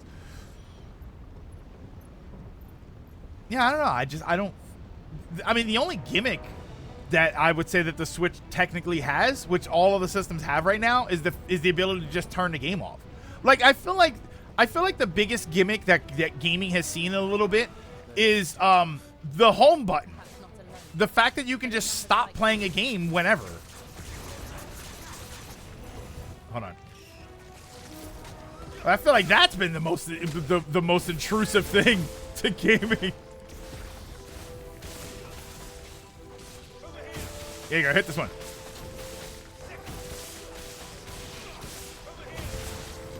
This is probably a stupid question to ask at this point, this later. If I hit this thing, the lightning rod, harder, does it do more damage to the enemies?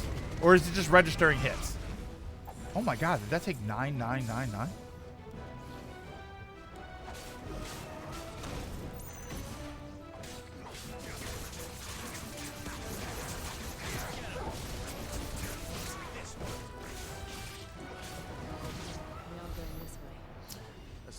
No, so just hitting the lightning rod is it. It's not like I hit it harder so I do more damage with it. Or like the sparks that shoot out, they don't do more damage or anything. Switch rockets says often clouds. The 3 issues of it's gonna die this year. Oh, it doesn't cloud. Trust me, I remember that. I remember everybody saying that stuff. Yeah, no one wants a hybrid system. They want power. Meanwhile, the rest of us were very much enjoying it. The only thing I really remember about the early Switch in that regard is just the drought. The drought of... I remember there was a point after I got my Switch, after I finished Zelda, where I just didn't play it for months. It was very literally collecting dust. There just wasn't anything there that I wanted. Yeah, we can get into Switch Pro tumor. Did I say almost say tumors? Rumors. Switch Pro tumors. Oh, brother. What the... Why does that say red mouse? What? I don't think it's friendly. Ah, I keep doing that in the wrong order. I'm supposed to be doing that first.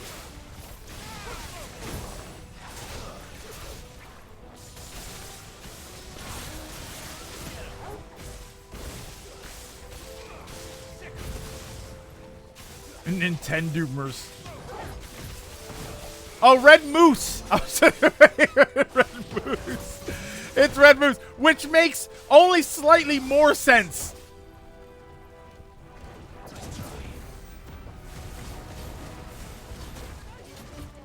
I didn't really need to be good is what I need to be.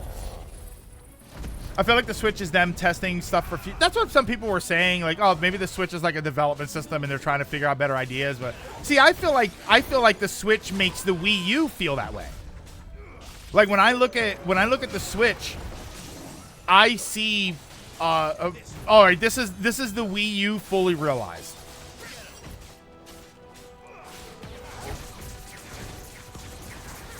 Yeah, like Labo was a test. You know, Labo was a test to see what they could do as far as VR is concerned, even if it was the laziest VR ever.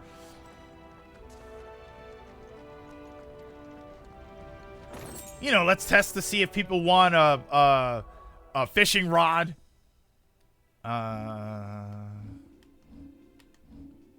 Such a slow-moving menu. Mithril. Oh, there we go. Yeah. Yeah, I guess that's the new Flan. Oh, maybe Flan. Oh, maybe Flan was too cultural, so they switched it to Moose. Is it sad that I feel like that's possible?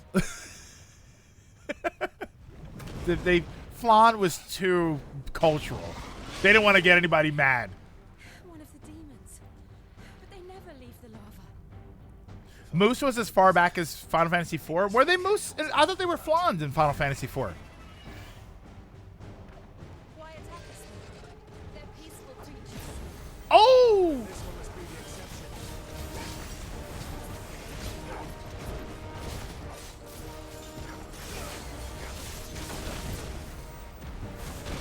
Oh, wait. Did I heal up or something that I'm not aware of? Oh, my God. Move! I can't move! Come here. I see that, like, I got the cool thing there and I can't.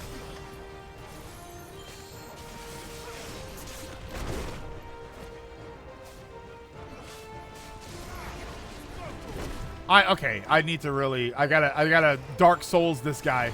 Wait.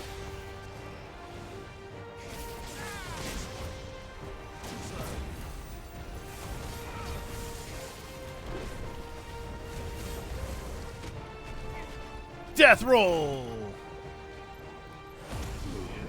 I probably shouldn't have done that right there. Just whiffed every one of those, huh? Is that what we did there?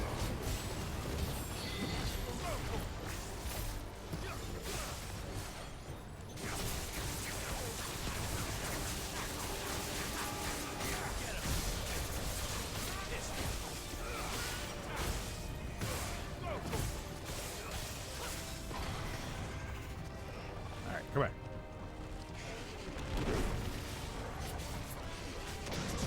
Oh! What? What? Okay.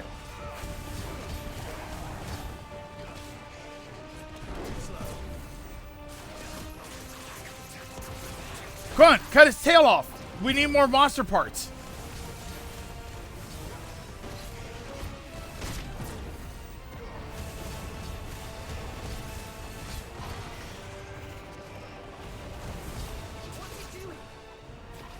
Uh-oh.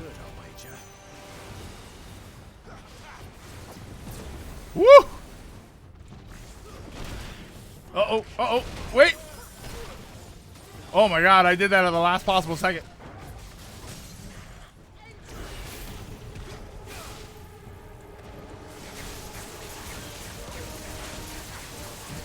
What's the matter? What's the matter, AGM? You alright? You seem upset about something.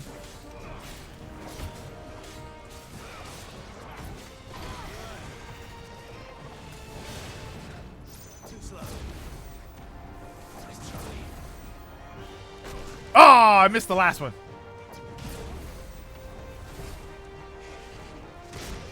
Come on, there's no reason I should have missed that one. Oh, baby.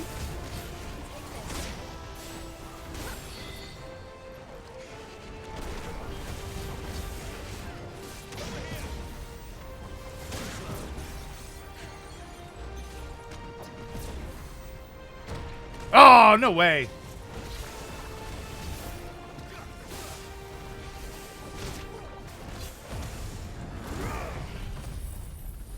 I'm jammed in the corner, so I can't tell what's happening.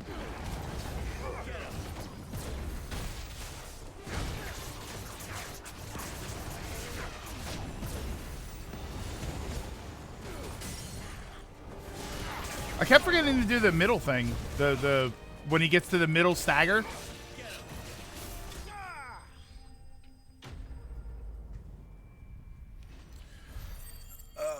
This game's damage output is weird. 1 second you're barely scratching, and the next you're halfway there. Yeah, it's kind of, you're right. It's kind of like, oh, I think I'm doing okay, and then I realize that he's down 20%, and then I think, uh-oh, I'm kind of struggling here, and he's almost dead. Have you seen the video of the 16 dev just destroyed a super boss under-leveled with suboptimal gear? He just parries everything. See, that's awesome. Labo was a test to see how much they can rip you off a cardboard. They had a bunch of Kia. They weren't getting a lot of orders, so they had to do something with all the extra cardboard boxes. Thank you. Quite a commotion our friend made. Let's hope the guards didn't hear it. Guards? The inner chambers is just up there.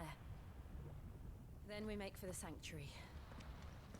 I need to finish this before the heat finishes me. Nintendo still did with cardboard what Sony couldn't do with $500. You know what? You know what's sad about Sony? By the handmaiden's living quarters. It was always a hive of activity. Sounds like we'll have a hard time staying out of sight. Oh, I thought he said a hot time. I was about to get mad at him. There I should very much like to see. Like I get those everything. I get those updates from like video game deals, like the Twitter page and stuff, and they talk about, oh, well, you can buy this, like this is available on their stores, and this is available in stores for sale, whatever. They still show PlayStation portals. Like we all kind of knew PlayStation Portal was going to be a failure, but they still show them, and I think the same thing. Like it's a cool piece of tech. It just doesn't do what most people needed it to do. That's a shame, and they're still $200. Did anybody buy one? Did anybody here buy a PlayStation Portal?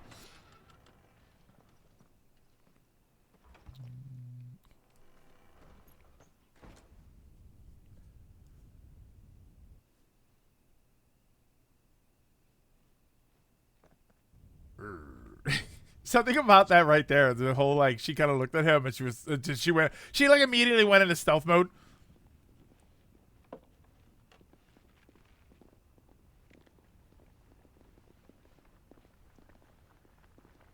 It's a cloud streaming device where we don't where we don't have the interest. Yeah, it's a cloud streaming device without cloud streaming.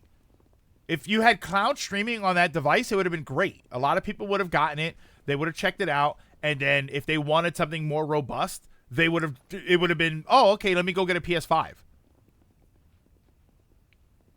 I don't think Nintendo consider Labo a failure. I don't saying it was doing what it needed. Yeah. It's me, Python Mother. Jill. Oh. It can't be. It is, my lady. We cannot talk here. Come with me. Okay. Yeah, everybody already saw her, by the way. Like, what did Labo sell as far? I mean, I don't even know how you track sales numbers for Labo. What did Labo sell as far as sales numbers, as far as units go, like games and stuff? Because that's kind of, in a way, it kind of leans into my point that I was making earlier. Glad you're safe. And you. Yeah, well, Dragon, same thing. That's exactly what I was saying. Like, it probably didn't sell a bajillion copies, but it was also cardboard. Girl. Or have you grown tired of your freedom already? Forgive me, my lady. Oh, something about the way she said "forgive me." I thought she said had something to else. Come back. There are things I left undone. You mean the cake you left in the oven? Oh, that's long burnt. Where is the patriarch? Uh-oh. You're gonna kill him. At this hour, he'll be in the comrick, giving thanks. 1.39. I mean, Yeah. oh, that fiend. Yeah, if any other thing. We have to get to the sanctuary. Now. Get your mind out of the gutter. Hi, Marcos.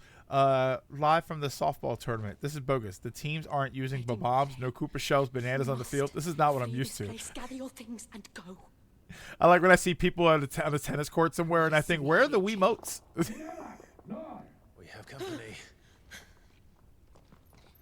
Yeah, and that's sort of what we were saying. Like, 1.3 million. Any other game, they would think that's a catastrophic. If that was a Mario game, it'd be a catastrophic failure. But it was cardboard. This way. 1.3 million is way more than what they needed. Follow this passage. It leads straight to the comrick. It did exactly what it needed them to do, which is a good idea. Is that it was a test. Thank you. You were always so kind to me. My light in the darkness. Oh, she's gonna die. This is that My game. lady, please. You deserve better than this. A long and happy life. Promise me. You might as well just kill her yourself when you say stuff like that.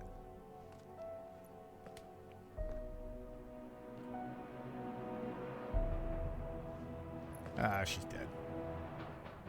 She's probably. I'll live if you promise to do the same. You die. just annihilate her.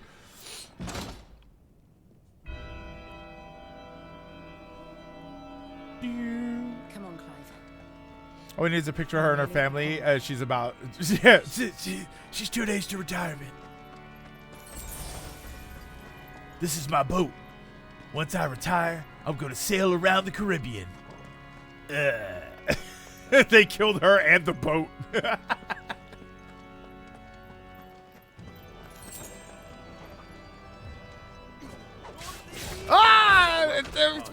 Where's the stealth kill? Enough of their hospitality. Oh, I didn't mean to do that one.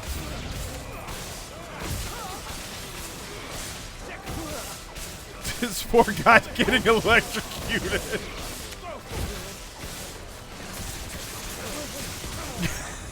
There we go.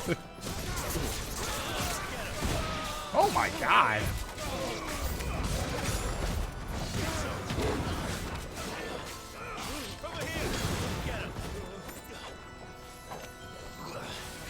Come on, jump. There you go. Oh my god, look, I made actual use of the jump.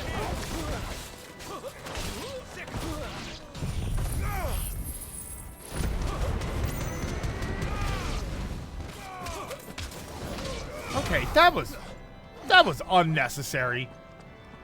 Kicking him like that while he's down was unnecessary and hilarious. Alright, which way do I go here? Can I go this way? It's like they give you 2 ways to go, but maybe one of them has a secret. Okay, no, you can't go this way. Well, that was the stuff they didn't consider Labo VR. That 1.3 million. Oh, that 1.3 million is just a variety kit. What did the VR sell? They're racist. That's okay. What did the VR sell? I feel like the VR would have been the most popular one. I think if you released them all at once, right, the robot, the piano, and the fishing rod, and the VR, I think the VR would have been the most popular one. I always wanted to get one, and I never picked one up.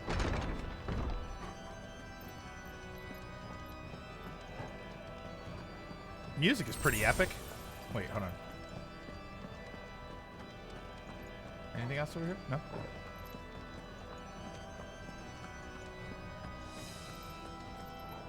We're going to destroy the mother crystals. We're going to make them all pay for their behavior.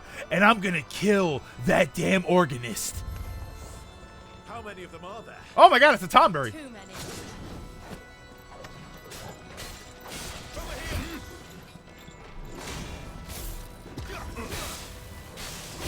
Ow.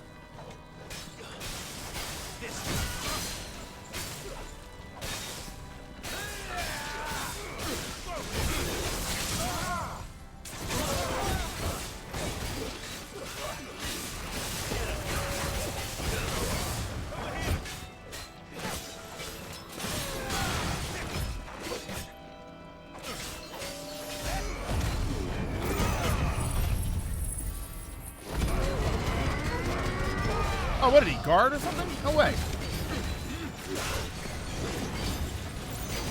Woo!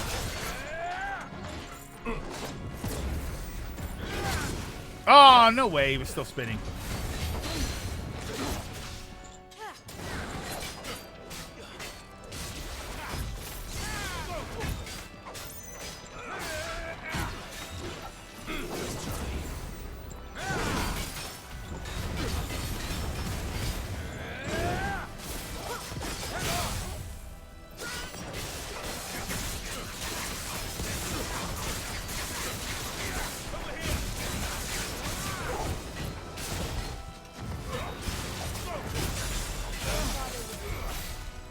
It's the beginning of Phantom of the Opera.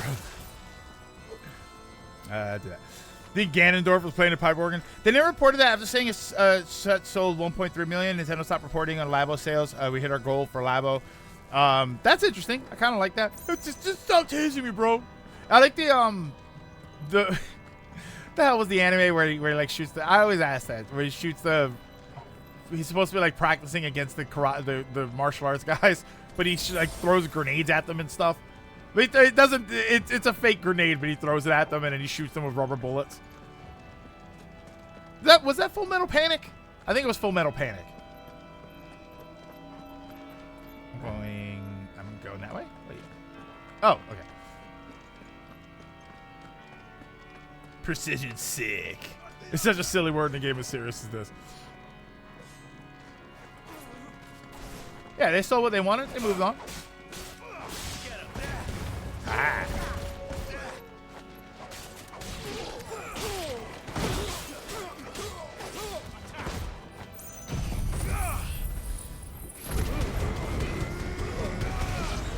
Okay, so this move, that thing that I've been doing that because I was under the impression it gives you health back. It only restores the health in that, like when you take a hit and there's energy that you could still get back, it only restores that. It's not like a normal restore your health thing. Cardboard industry sells by the billions, so under that standard, Nintendo is garbage. I mean, you're not wrong, right? Okay, so it just replenishes the, I don't know what you would even call it, but yeah, it's like fighting game HP restoration. Oh, you mean like my favorite Japanese RPG, Tekken 8? Clive, there's something I need you to know. I saw the Patriarch do things no one should have to see. And so I swore that he would die by my hand. Okay, I'll let I you. understand. I faced my demons. Did you got it? Yeah, well, a lot of items really quick here, huh? Look at all these items they're giving you. Tekken 8's a pretty cool JRPG. All right, hold on. Boy, where's the boss? I wonder. Hold on. Give me a minute. Let me run to the restroom, grab some coffee, and I'll be right back.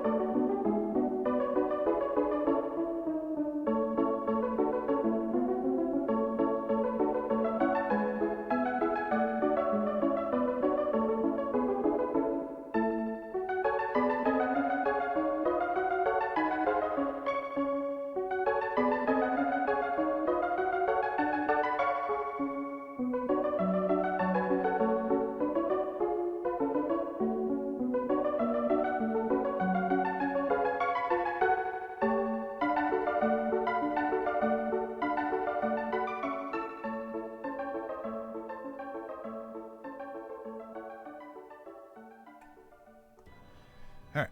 Sorry about that. Went to the restroom really quick. All of a sudden, something else popped up. Not bathroom related. No, not that kind of popped up. As he talks about when Fortnite tried to get Samus have resurfaced. I saw like Fortnite and Samus trended together, but I didn't know what was going on. What came out of Apple Epic lawsuit? Epic, while trying to do that, was also attempting to bribe Nintendo into giving them games. So on top of that, Nintendo other desires and stuff probably sour. Yeah, I'm almost sure that it did. Loki wanted to get Labo and do the handcrafting with. I wanted to get the Labo VR, but I couldn't find one. Oh, the Tekken RPG stuff. The gag was I was on the Sony store, and it said featured, and it said it was like the featured tab, and it said Japanese RPGs, and it had a cool artwork, which I had asked people on Twitter if that artwork was related to a game, but I guess it's just original artwork. But then when I went into it, the first games like a Dragon was there, but then Tekken 8 was there, Helldivers 2 was there. I think I figured out what happened because I closed the store and then went back in to the same tab. It was still labeled featured, but the artwork was different. So I think that's the featured tab, and then the thumbnail is basically unrelated. Like, here are all of our featured games.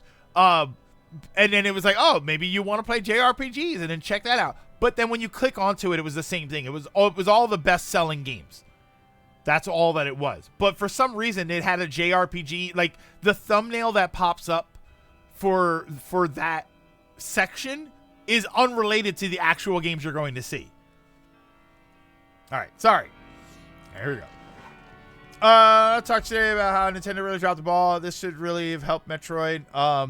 But also, I mean, I pointed out the Fortnite inclusion has not been known to affect guest character game sales.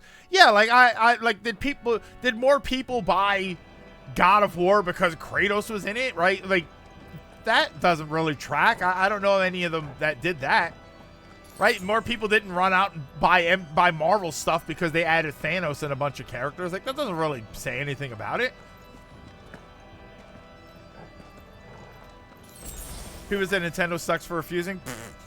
Oh no. They're going to cry into their billions of dollars. Whatever will they do? It's rated M. The people who play Fortnite can't buy God of War. That's messed up. Yeah, being in Fortnite only makes Fortnite players happy. Yeah, they don't go for anything else. They're just happy to have them in Fortnite. We're nearly there. Just one last push. I just let it so.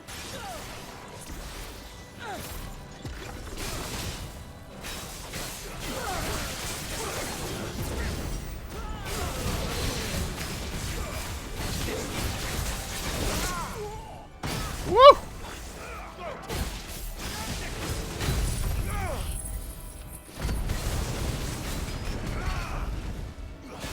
Yeah, it's Fortnite's fault that Street Fighter 6 either sold well or not at all.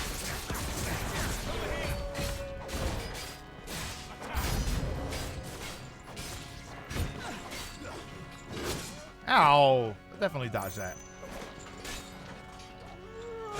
Ah, come on. I'm missing my windows here. Oh my god, good shot.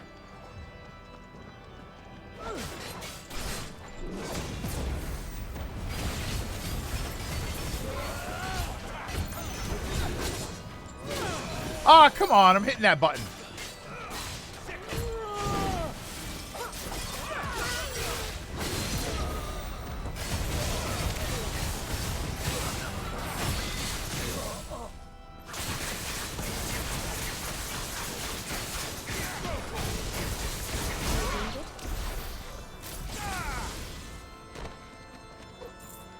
I'd pick Hammy in just because of Victory Post. Yeah, where are the sales for Street Fighter? Because of Chun-Li.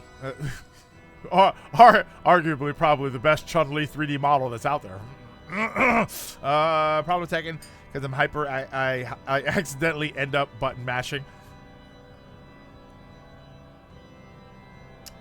Tekken's not really my... I played like Tekken 2. It was never really my cup of tea. Ekin.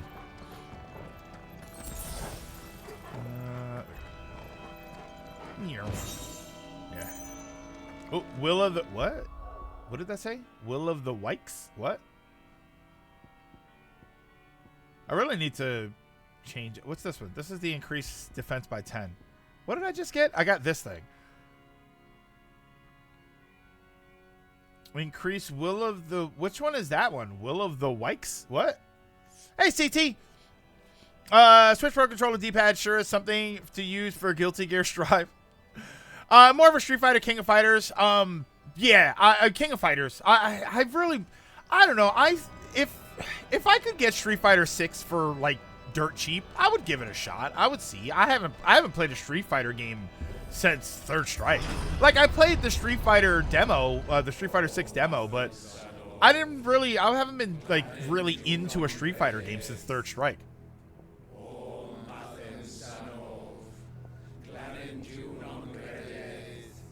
That looks warm.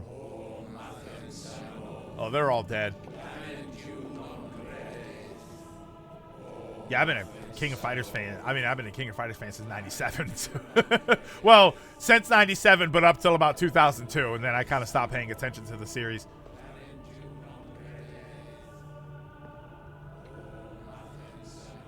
We appear to have stumbled onto a cult of some kind.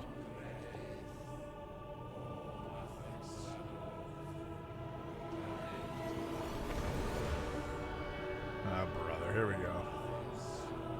They're going to resurrect Dracula. I've played this game before.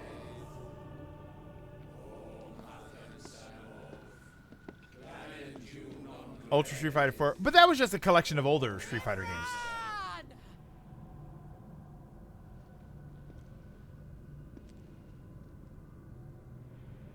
This turned into Doom. Slowly but surely you hear the music. Shiva's dominant. Come to beg forgiveness for your failure. The only thing they weren't counting on is you. For years, I followed your orders, fought your wars, all to protect the children you took, just as you took me. And what did you do in return?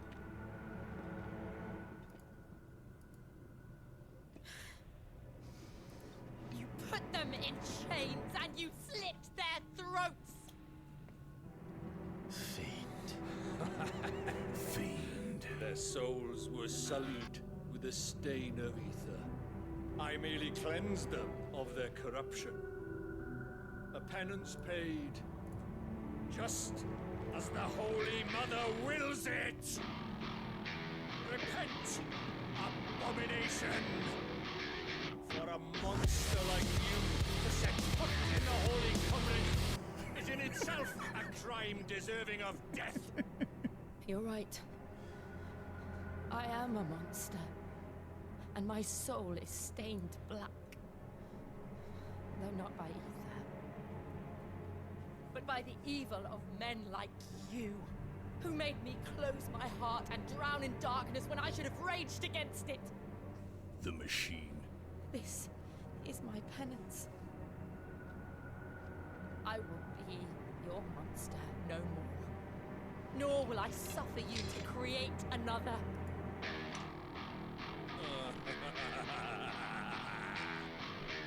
Does the beast bare its teeth at its master? A man dominant. I should have said it earlier. A monster. Or later. I was forced. You do it by choice. But never. Come on, it's taking too long. Now it is you who shall bow to me.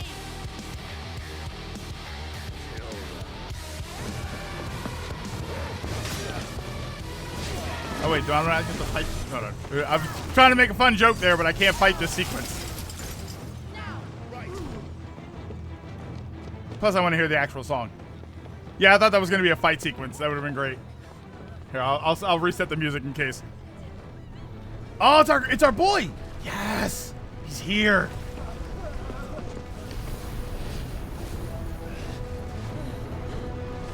Yeah, it's not working. They got their own music.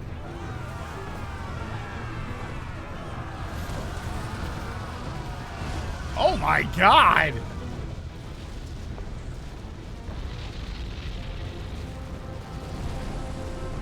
I think they're okay. They'll be fine. Yeah, this music's good too. What in the...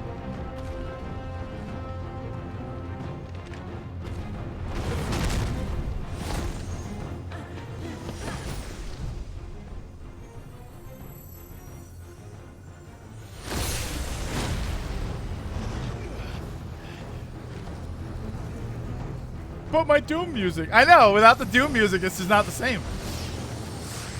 Yes! Oh my god! She looks incredible!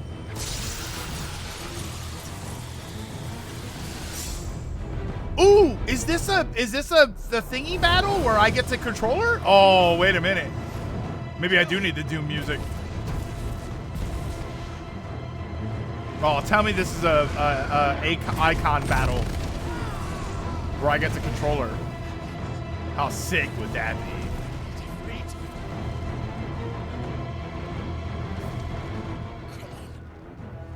Remember how it felt?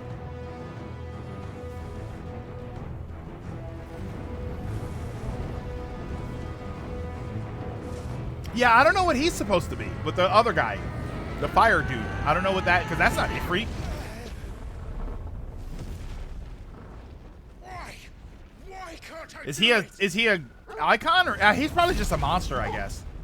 Because it didn't look like it was another person. So I think it's just a monster. Ah, here we go. That's just Johnny Storm. Yeah, he's just a fire demon. Oh, like the one in 5? I didn't play 5, so. That's how I figured. It's just a monster. If it was an icon, it would have been another person that transformed into him.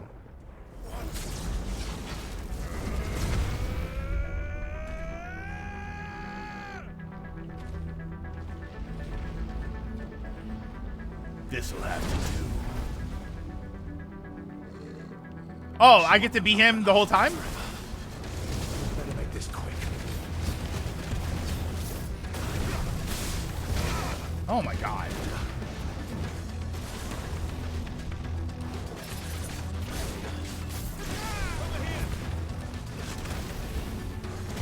Come on, my dodge isn't working. It's the game's fault. Oh, of course. No way.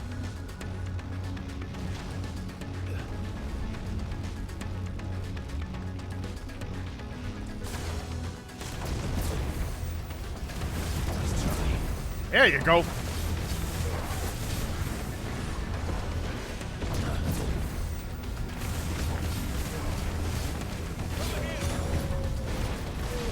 Ugh. Okay. Oh, that was sick. That's the one thing I'm not doing a lot of. Parrying. That's probably why, because I'm ass at it.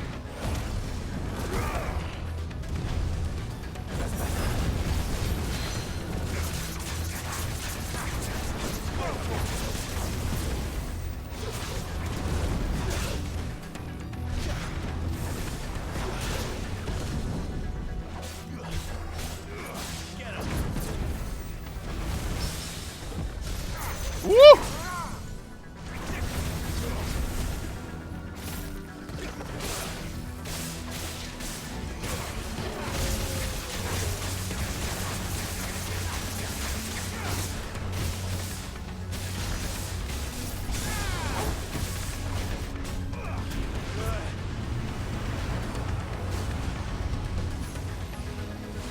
Ah, I should do something cool. I think that's the only thing. Like we talked before when I first started about how like people didn't like her. I remember there was a whole thing about people not really digging her too much. I think the problem is that she doesn't feel like she has a lot of character development. Like she's got stuff going on, but I don't feel like she develops. At this point, like this right here, I feel like should be a bigger moment than it is. It won't take long.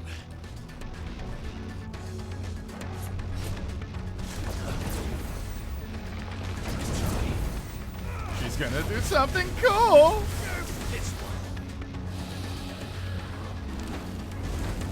What in the Diablos?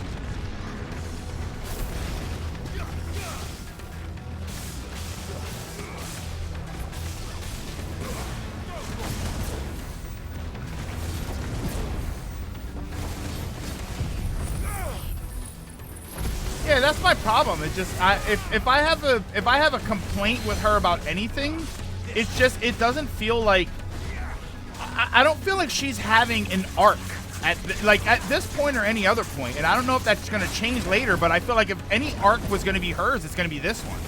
and it just doesn't feel like there's enough happening to her for me to say, oh, this is her moment. This is like the big moment for her.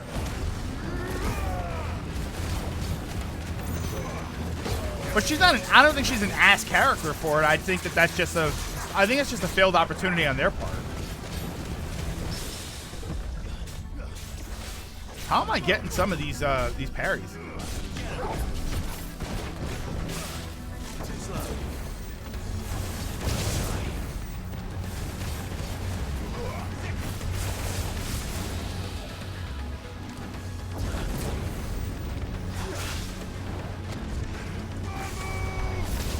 Oh, no.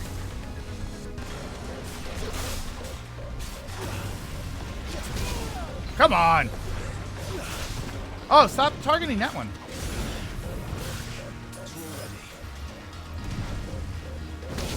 Oh, no.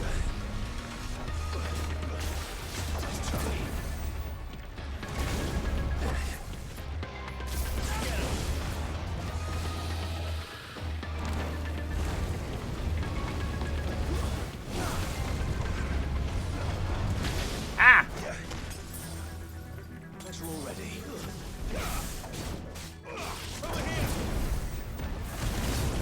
Oh, I thought I had that other one. Oh, wait, did I get that one? Let's try.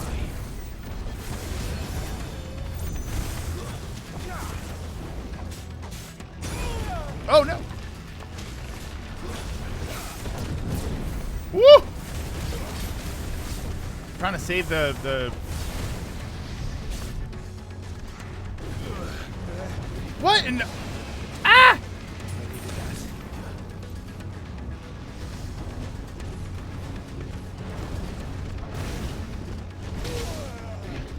No, wait.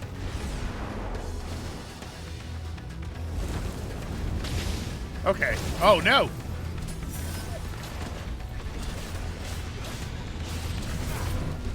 Oh, move!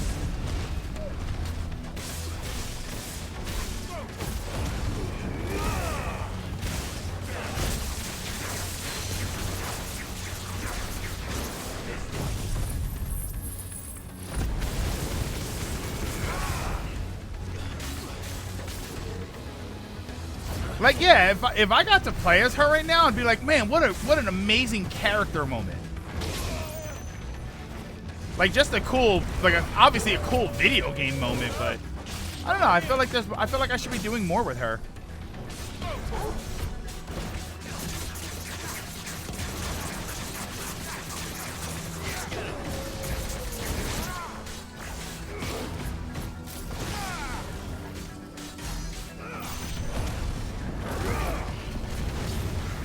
Oh, no way.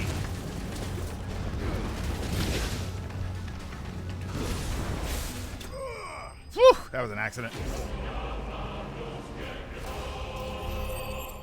Final Fantasy 12. I have no opinions. I never played 12, so I have no opinions on it. You're not the only one that felt that way. Like, Joe, she suffers pretty badly from not the main character syndrome when it comes to character. Like, there could have been some opportunities there to give her some really cool stuff, and I think maybe that's why I'm not a...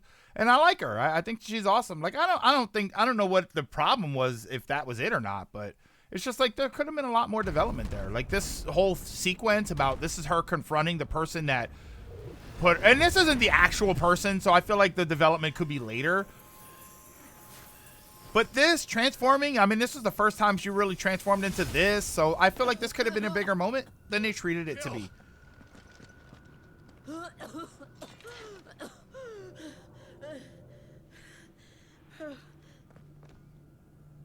I'm going to finish this, Clive. Yeah, like this determination and stuff. I don't know. This should hit me harder, and it's kind of not. It's dope. I like what's happening here.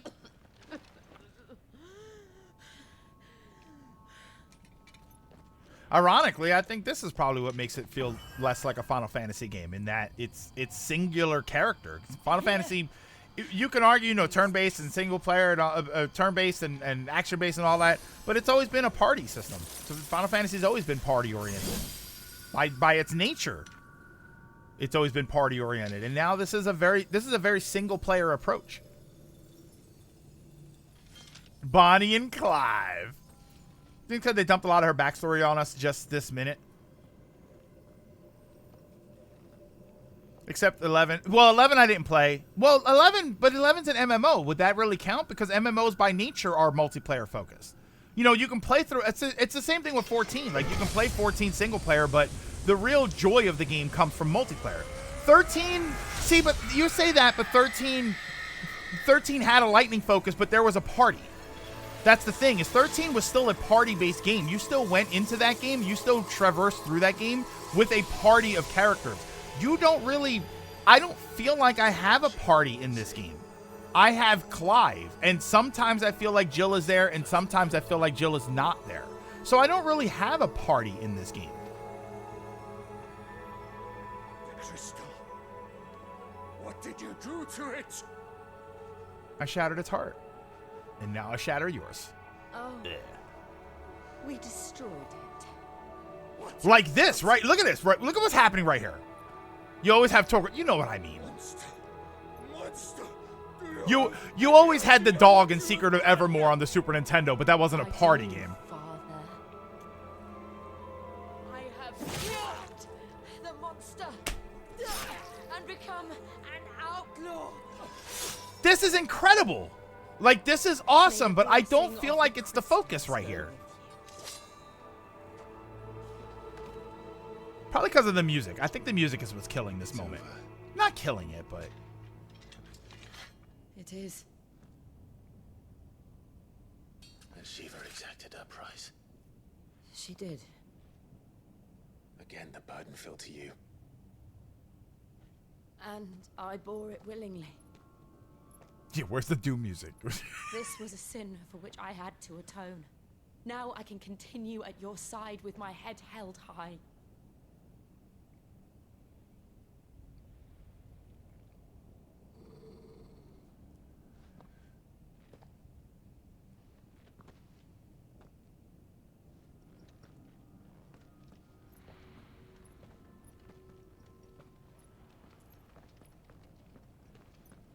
Yeah, I don't know. I didn't feel like... She had this big giant arc happening right there, and it wasn't the focus. And I think it should have been the focus. Clive, look. It's just like the one at Phoenix Gate.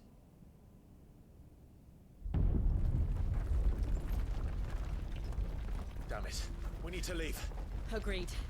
Yeah, I don't know. I think that should have been presented a lot more differently. I think that should have felt like... Did they not see him there?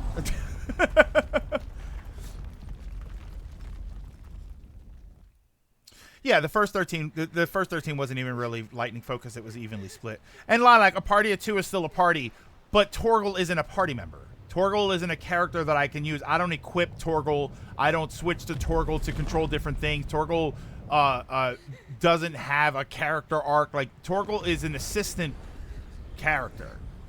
That's it. That's like in Smash Bros. If you add the trophies as characters in the game. If you say how many characters are in Smash Bros. And you include all the trophies, it doesn't really work. It's not. Like, I don't know if you're joking or not, but it's not a party. This is a single player game with an assist character. This might as well be. Fallout isn't a party game because you have a dog, right? Dog meat, isn't that the dog's name? Dog meat doesn't count as a party. It doesn't turn the game into a party-based game. This is a single player game.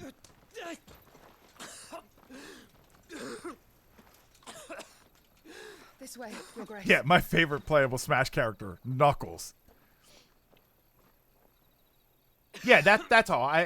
If I'm gonna say that it doesn't feel like it, Dogmeat is Dogmeat a party member in that? I always thought Dogmeat was an assistant character. You're bleeding. I have a tonic which will... I thank you Oh, for your look! kindness. Healing magic. But I assure you, It's a big issue I had. The game, I in will fact, called them survive. party members. But even with Please. Torgal, he's not a party member. He's an Save extra your attack medicines wheel. for those Yeah, who need them you can't most. change his stats or behavior, or any other Oh, party members don't well. act. They just act. If you're... Yeah, you sure. don't ever control them. It's not like the party in Rebirth where you have 3 people and you can swap between them. Like, you don't ever do that. They're just kind of there. Half the time I forget that Jill's there. For a moment there, felt my brother's presence. You did? I fear he is in Ultima's thoughts again. But why now, after 5 years of silence? I don't consider that a party. I don't know. Just because I have another character, that doesn't make it a party. You know, Mario Party, Paper Mario, the original Paper Mario. That's a party. That's a party of two. There's two separate characters. I can switch between them. I can use their moves. That's a party of two. I would call that a party of two. Technically, it's more. But this is not the same thing. I don't think that the party members in Paper Mario operate the same as Tortle. And even then, I like, again, there's no gear. There's nothing you can do to the character. He's not going to learn his own moves. Their light in the darkness. More and more lose their homes to the blight and set out in search of sanctuary. This is Others lose their you know, fortunes to the Dalmekian levies and leave to find new livelihoods. if this was a turn-based game, it would still you would still question why there aren't more players, why there aren't more characters that you can control. You mean the Crown Prince of Sanbreque? He has many. See, and then I get sucked into this, and I miss half of the story. Prince of Dragoons, Odin's nemesis, or simply Bahamut. I met him once when we were children. He was a chivalrous soul even then, and has served his empire indefatigably ever since. What the hell's that word? And you are confident that he will listen to what you have to say? Our world lurches ever closer to the abyss. And a hidden Yeah, and you're right. Paper ushers Mario us Partners onward. have story arcs. Ultima's influence extends Bob. to every nation, Sanbreque included. If His Highness is the man I believe him to be, and I pray that he is, this truth will not have escaped his notice.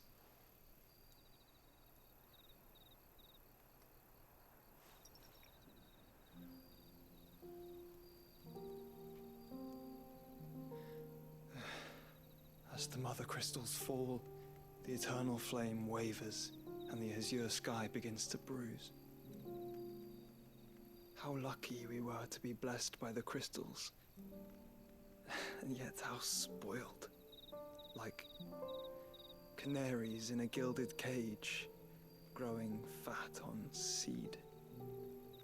You were blessed by the crystals. You were cursed by humanity. Let's be In, honest here. and we must take flight. The crystals inherently aren't the problem. It's people. It is what we must do to be free. Which is it that men cannot live without?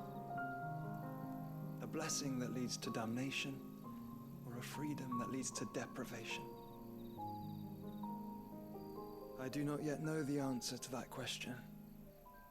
Do you, Clive? Your Grace, let us find a place to rest a while.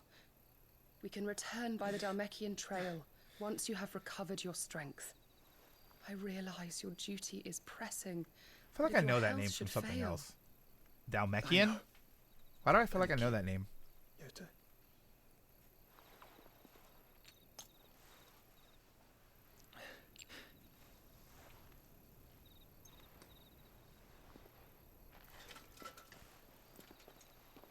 You think the Goomba partners are OP? I don't know.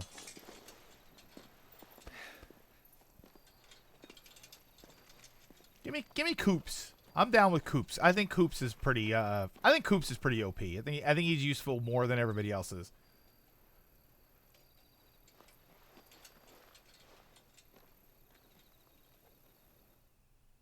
Imagine you don't know all of this stuff is happening and you wake up one day and the giant crystal mountain is gone. Right? Had a good sleep. Gonna get me some coffee. Another glorious day to bask in the crystal. Has failed yet again. Only because your fleet has proved as impotent as a eunuch on laying night. Oh my God! Rather we simply Sick fell burn. to the capital. Enough, both of you. All here agree with the Empire to maintain its illegitimate claim on the Dominion. However, our casualties mount with each passing day.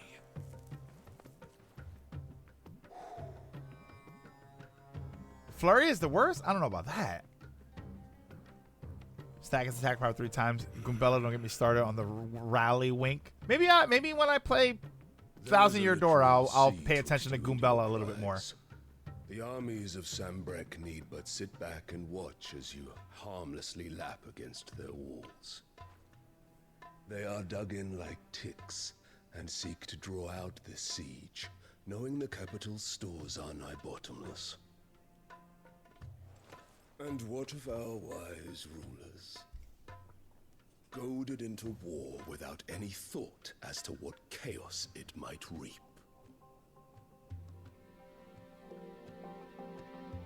Republican soldiers starve while waiting for orders from Randall. Oh, we're getting political. If you would but take the field, their bellies would be full by nightfall. If I take the field, so too will Bahamut, and our duel will shake the island to its foundations. Instead of liberating the Dominion, you would doom it to destruction. Unless that is what you desire. All right, then I won't engage in it anymore then. If our learned advisor has a solution to propose, we should be glad to consider it.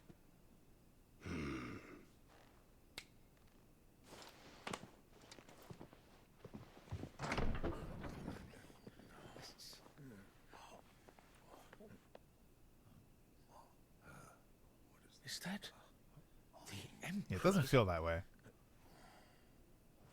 What the?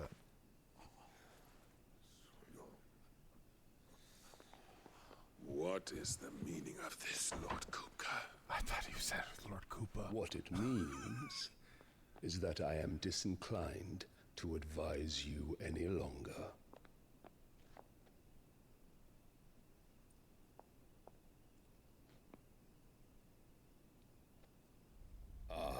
The looks on their faces when you walked through those doors. A perfect picture of stupefaction. They could not believe their eyes. Though I confess, I had my own doubts whether or not you would accept my invitation. And who is this? Should I know who this is?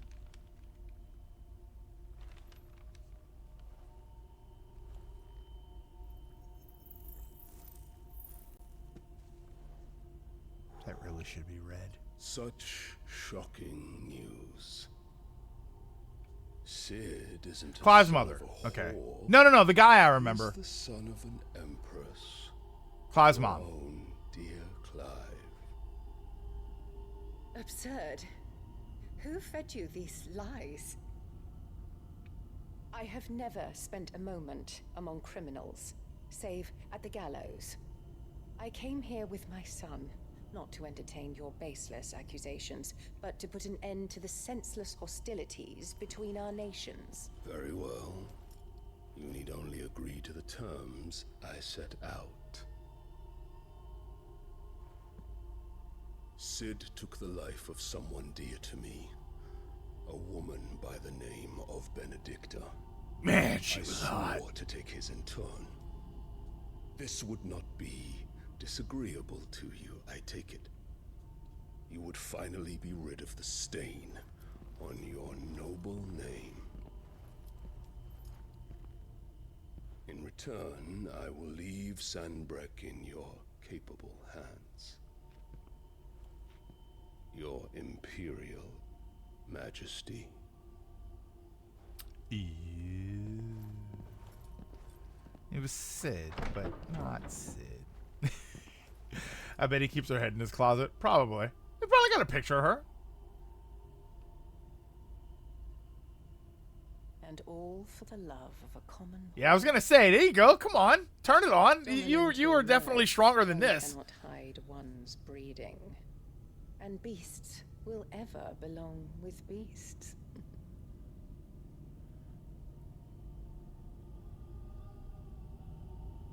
There are greater things in store for you, my darling Olivier. Soon enough, you shall be the crown prince of Oh, we got Sanbrek. another. You know, the And Game when of your Thrones. father This is all Game of Thrones. Griga, you shall be emperor of all you survey. The old order shall come tumbling down, and you will rebuild the world in your glorious image.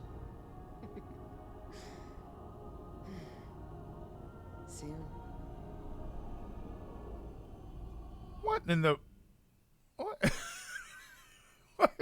What in the angry, crusty doll was that?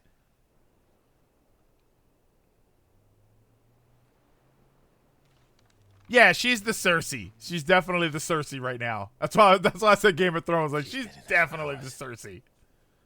Something must be wrong. No, she's having an emotional time, man. This last moment was more dramatic than the game led on. Oh, ooh, a little frame rate chug there. Seen that? Yeah, here we go. No. All right, so that's, yeah. So I don't need to worry about the treasure chest ones. It's just the plus ones.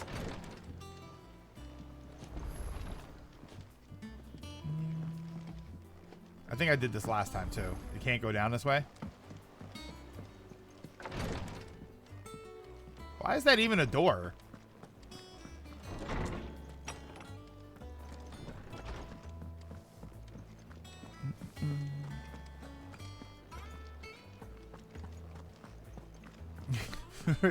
I can't. Why is that a door? I can't go down there. There's nothing there. Just a hallway. It's a balcony. I guess it makes the room believable. Yeah, we don't talk about doors. I don't know. I want to move on. I want to move on. Otherwise, I'm just gonna wrap it up now. But the rest is up to you. You need to start taking better care of yourself. Oh, baby, it is Game of Thrones. And thank you. Pan down. Pan down. The curse has spread. Make sure she rests. Not while I'm around.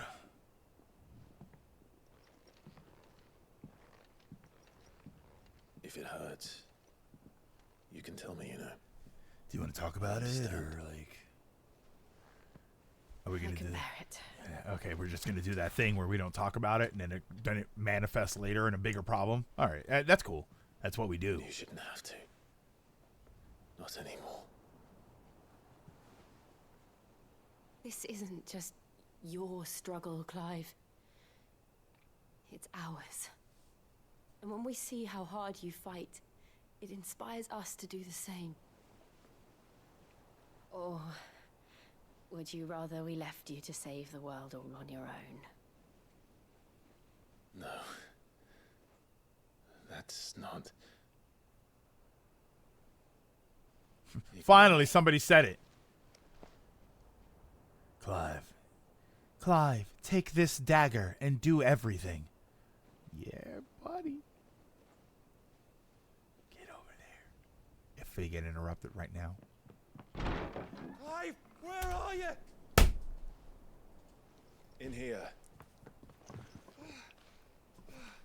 You did this on purpose, Gav. You did it on purpose. And you're pissing me off. All right, Gav? Rosaria's under attack. Rosaria can wait. Wait, what?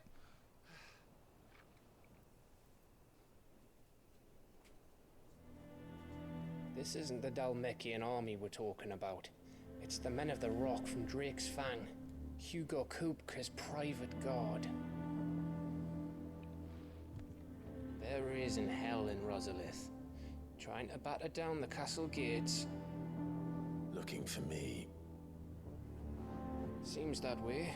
Reckon old Hugo is Somebody better be dying. Who Sid really is. Then this is just another trap. It's a trap, all right. The daddy of all fucking traps. Hey, language, Gav. He's got the little hair thingies. He's got like little That's exactly flippy flippies. what he wants you to do, Clive. Look, I don't know why Kupka harbors such a grudge against Sid. But as long as it's left to fester, our world will never know peace. What peace? Has dragged the rest of Storm into this pointless war. Just PS5. That's all it's on. Beside which, It's only on PS5. I'm not about to stand and watch while my Right, the home PC one didn't come out yet. Round into the dirt. Again. Hugo Kupka must die. Yes. I've lost enough friends to that man already. I don't want to lose any more. So let's go and kill the bastard. We're gonna go kill I'm coming. Kupka. After all, we're in this together. All right. Don't. Yeah. You know, I've been running around killing Kupka. Before leaving, we need to know what we're getting ourselves into. All right. Surely there's something out here. Damn it! What? Clive just does it every like hour. Clive goes out there and is just surprised that there's nothing to do there. He just keeps forgetting.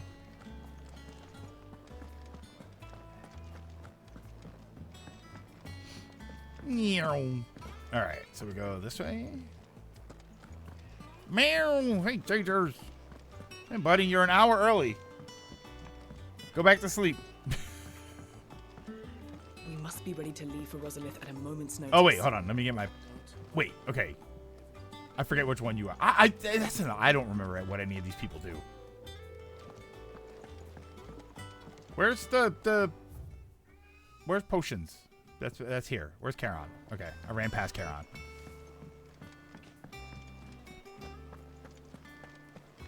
Yeah, there you go. There you go, buddy. Sleep for dinner. I've eaten it. You'll eat it too.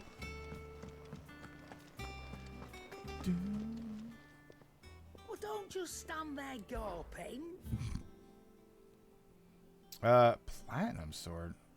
That's marginally better. I'm gonna save my money. Coral sword. Oh, that's sell. You're rubbing me blind, you know. You'll not find a better price than that. Right. Yeah, I'm not gonna worry about it. Yeah, plenty of money. Just buy the sword. It's only 5. It's only 5 attack power better. Really, realistically, I should be doing all of the leveling up my armor and stuff. That's one thing that I've always been guilty of when it comes to these games. And that's not even really like now. I never really did that. I never really was like, oh, like I'll go to a new town and I'll check the inventory and stuff. But if my attack power is 100 and the new sword's 105, I usually won't buy it. I usually will wait until I either find something or there's something to buy that's like my attack power is 100 and this one's 120 or 130. I usually don't do like the very incremental upgrades because it doesn't feel like it's worth it. Before I know exactly what's going on. What have we heard? All sorts. Nobody was expecting the Dalmex to open up a new front against the Empire, least of all our friends in the provinces. Reports have been Well, we thought the doctor wiped them all out. That was the problem. I've been passing them on to Vivian in the hope she can make sense of them. If you're set on going, you'll want to talk to her. Understood. It's a shame. They used to be really nice. They made that Dalmec relaxation tape. It was incredible. It's confusing in 13 as to whether or not it's worth upgrading weapons or buying new ones. And that also throws it off. Like I'm doing Unicorn Overlord right now. And Unicorn Overlord has a lot of that stuff where sometimes I equip weaker, like my attack power is lower, but it's because it has stats on it. So, and I don't mind that. I don't really have a problem with that, but I've always been notorious for that. Like if my attack power goes from 20 to 21, I don't really care. Well, this is a surprise. My lectures are rarely so Especially in a game like this where you can overcome being weak with better gameplay. You know, parries and dodges and stuff. You can overcome, theoretically, you can probably do most of these fights and never get hit. To deal with Kupka. What's the situation there? Whoa there, Lord Rossfield. I'm sure you're champing at the bit to return to your roost. But to fully understand the present situation, one must first understand how it came to be. Oh, brother, here we go. Ley lines. Here it comes. Oh, it's getting worse. Every time we look at the map, it's worse. Or the permanent economic advisor to the Dalmekian government, to give him his formal title. Yeah, the situation is they hate you. Founded on commerce, there could hardly be a more influential position. It has granted him both extraordinary wealth and extraordinary power. Not that he ever wanted for the latter. Being Titan's dominant, he is also Dalmekia's last line of defense, a fact he has used to his considerable advantage. Yeah, it's just funny that that's happening and we don't really talk about it. It's not extraordinary for say it right. It's funny because I was about to say that I like that she's saying extraordinary because that's kind of technically what it is. But yeah, nobody says that. By which I mean imperial soil, not that you need reminding of the fact. Suffice it to say, the Empire's attentions are elsewhere at present, deadlocked as it is with Dalmekia over its occupation of the Crystalline Dominion, where its legions are now gathered. Scarcely a handful of garrisons remain to secure its western provinces, and half of them left after the fall of Drake's breath. With the threat of the Ironblood thus diminished, they had little cause to fear a maritime invasion. And so today, only a token force guards the former duchy's shores, as Kupka was quick to descry. He landed his troops on the Rosarian coast without encountering so much as a single ship. Interesting. All for you, Clive. He wants your head. And so he and his men advance upon Rosalith, not to capture the province, but to draw you out. So that little island right there, the one in the middle, that's where the crystal was that we just destroyed? You said Kupka's forces sailed up the coast. What of Port Isolde then? Is the city safe? Quite, according to the Guardians of the Flame. The Dalmekian fleet floated by without incident, but not without remark. When they learned Kupka's forces were making for Rosalith, our friends were quick to begin arranging the exodus of her citizens.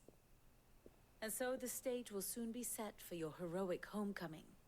Alas, it will be a more trying task to enter the capital than it was to leave it. Yeah, Katie. He's here. He's Hugo's walking men around. hold Buett Bridge, despite the Imperials' repeated attempts to wrest it back from their grasp. And they were careful not to repeat the Empire's mistake in neglecting their coastal defenses. The seas around Rosalith are firmly under Dalmekian control. So tell me, pupil mine, what do you believe to be the best route to Rosalith? The north. That's it? They crossed the northern border. Had nothing then else take to the road offer. through Stillwind down to the capital. Hardly the quickest route, but at least we won't be spotted. A little local knowledge goes a long way. And so must you. We'd best get a move on then. Oh, will you be going too? Aye. I've been waiting a long time to give that fucker a taste of his own medicine. I would have missed this for the world. Gav's going to die. We should be on our way. Lead on.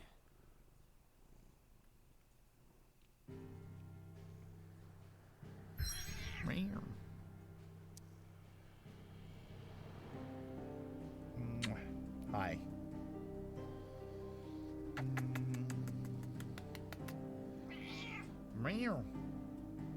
I'll give you treats.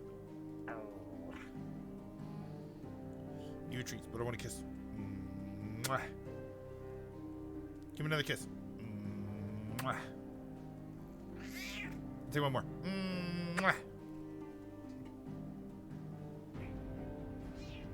Hang on, hang on.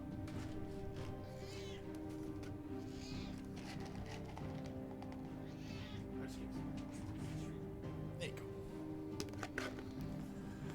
Cat has a southern twang to him. To his meows. Meow. Meow. I like that cat, the one that meows and it goes, well, hi. You ever seen that clip? I love that cat. All right.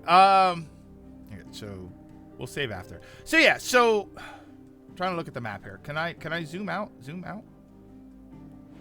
There we go. So yeah, so this is where This is where the crystal was. So this is where we're headed right now. Okay, so let me make sure I'm understanding this right. So the Titan guy, when I destroyed this, in all of the confusion, these two armies split off and left, or the army split up and went two different directions. This guy sailed up here, which is 5 head based on the map here, and he conquered Rosalith no problem. He got in here, no worries, no resistance whatsoever. So basically, me doing this was very beneficial for them. It's almost like they let me. It kind of feels like, yeah, it kind of feels like if they sat back and made sure that everybody didn't do anything, this worked to their benefit. So that's probably what the Empress's plan is, to let me destroy the crystals. Because if I destroy the crystals, they can take over the land in the disarray that it creates, and they'll be the saviors, or at least the conquerors. Yeah, your mom gave up Rosalith to Titan because she's a bitch and wants you gone, while figuring Titan doesn't want anything to do with fighting her empire anymore. Calamity was over. Kind of know Kupka and the Empire are working together-ish, so this may have been long-term. Yeah, this may have been the thing. This may be... See, but that's the thing. This may be a thing by Kupka to get me... It's just weird to say his name. To draw me out so that he can kill me? Because he seemed like he was genuinely mad about what happened with What's-Her-Face? With Sexy Benedicta. The mom is probably playing everybody because she wants me to destroy the crystals so that in all of the chaos that it'll cause, she takes over. Unless she's got some other plan, unless she's trying to revive Ultima or something.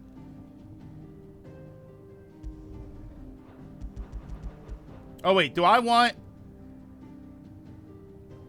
I hate this. Do I want the...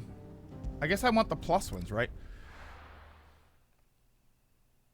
Your mom doesn't want you to destroy the crystals. She wants you gone because you're a stain on her name. I wonder. I wonder if there's more to it than that. Unless, and this is entirely possible because this is how these games work. Because I played tactics enough to know this. Unless there's another player here, there's got to be at least one other player. There's somebody else pulling all the strings from somewhere else that's making all of this happen. Okay, so no, so we'll go to there. That one. Yeah, more than likely there's another player messing up with all of this. Destroying the crystals does nothing to aid her and actually hinders her plans. So then somebody else might be pulling the strings and making a lot of this. I guarantee you there's going to be something else that says that we're going to find out, right? And don't spoil anything. We're going to find out that like the crystals are the byproduct of Ultima's prison or something. I feel like that's what it's probably going to be. And then destroying the crystals leads to some other aim that everybody else is not paying attention to or doesn't even know.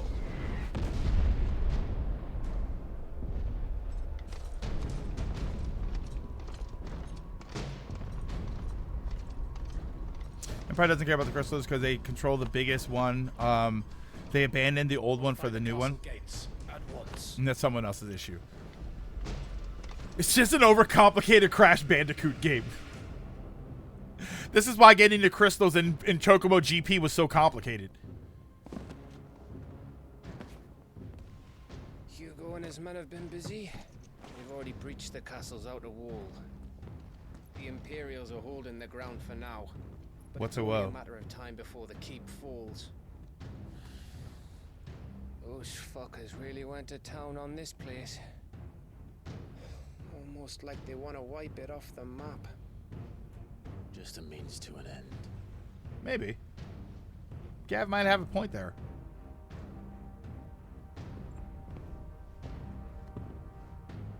Oh, whoa! All this for one man? They didn't have to go so far. If you keep your wits about you, I reckon you can make it up to the castle without raising the alarm. As the one man, I'm kind of flattered. Sniff out any townsfolk who haven't escaped yet and send them on their way. Be careful.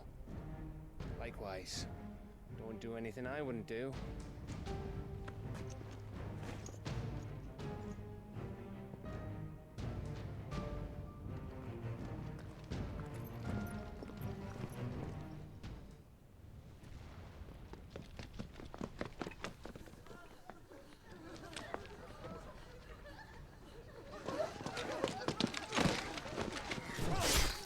Oh!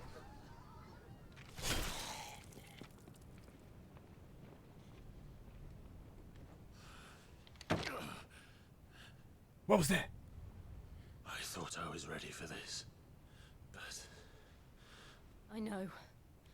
It's like a nightmare. This was our home. Come on, Clive. We have to keep going.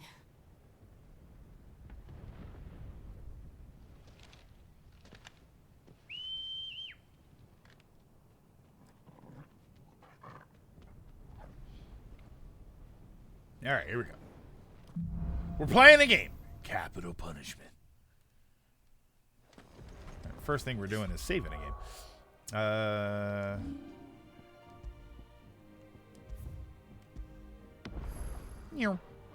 invasion. It's a massacre.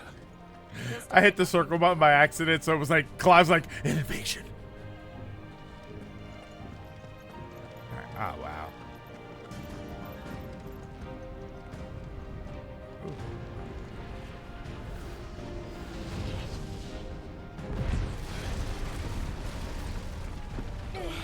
Wait, what are they? Magically infused, what's it called? Why do this?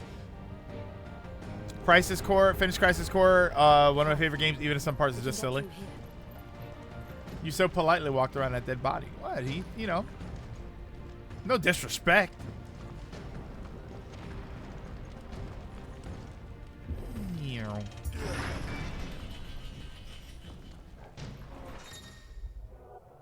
Some opponents will cast protect spells to raise a defensive barrier around their allies that shield them from melee attacks. When engaging protected targets identified by a shield icon above their heads, avoid using your sword. Instead, employ magic. Well, can I just kill the... Murderers! There's only one fitting punishment. Get him!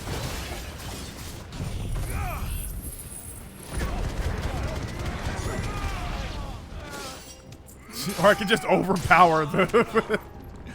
I just wildly overpower the protection. I mean, I don't know if that guy got to cast Protect, but it didn't work. Why do this? See, that's my question. Like, the whole thing, like, why do this?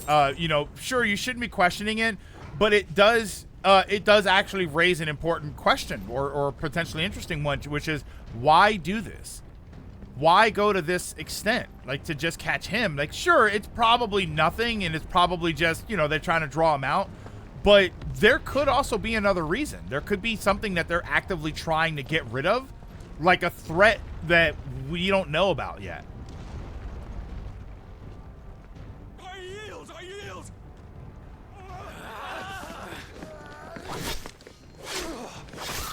Clive, you probably could have helped them. Yeah, overpower the protect spell and just break. I mean, I was looking to figure out which one cast it. Look what we have here. Gentlemen! Was that, it's like a... Was it Aqua Teen? Gentlemen! You won't escape. Poor bastard. Ah, he sucks. I'm glad I killed him that way.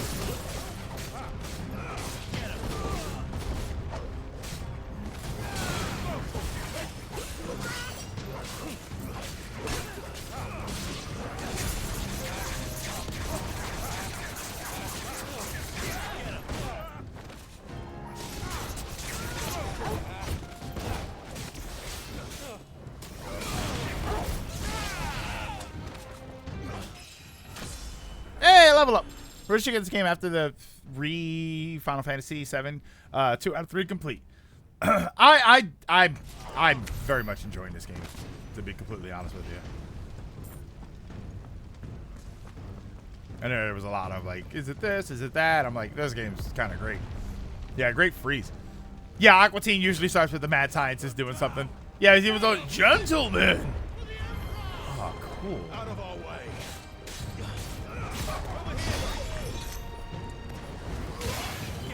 Yeah. Oh, you have to overcome the protection. I hit it twice. Oh, that's why. Okay.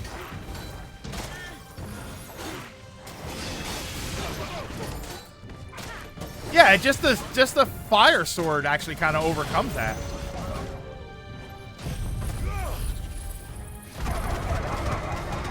Meow.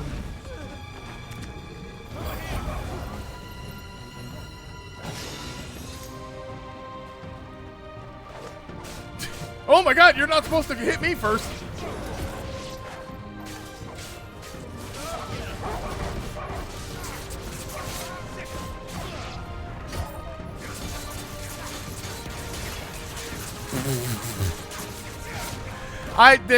The faith that they put, I mean, they're dogs, they're not really gonna pay attention to that, but like the faith that they're putting into that protection, I feel kind of bad for them.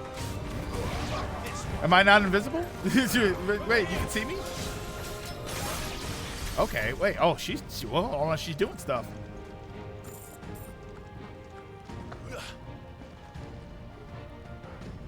Right that way. He's slaughtering those dogs. I feel bad, but I kind of don't. Which way?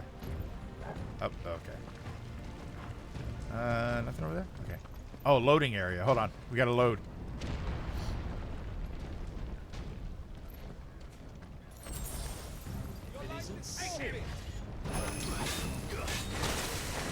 Ow! Oh, he hit me with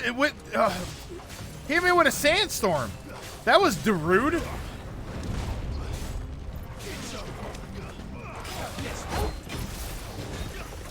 Oh, brother, get over here.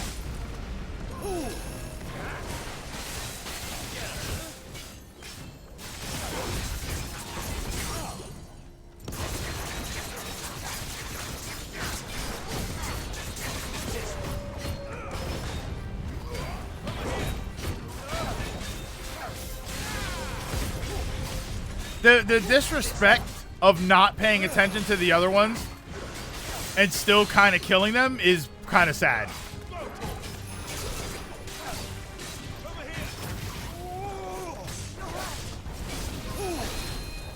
Oh wait, I have other buttons and stuff. I kind of forgot about that, like the button isn't that bad that I forgot about like the button combos?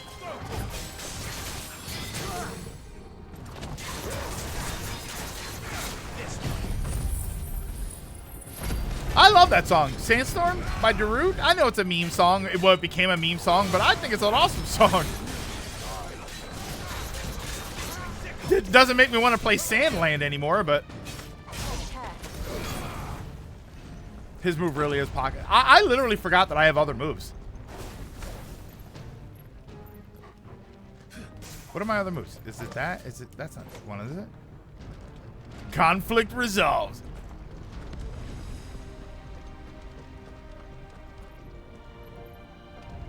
Yeah, that. Is Sandland? No, I just the demo. I didn't really find all that interesting. Granted, I think the demo had a lot to do. I just didn't do it. We were streaming it, and it didn't really sell me.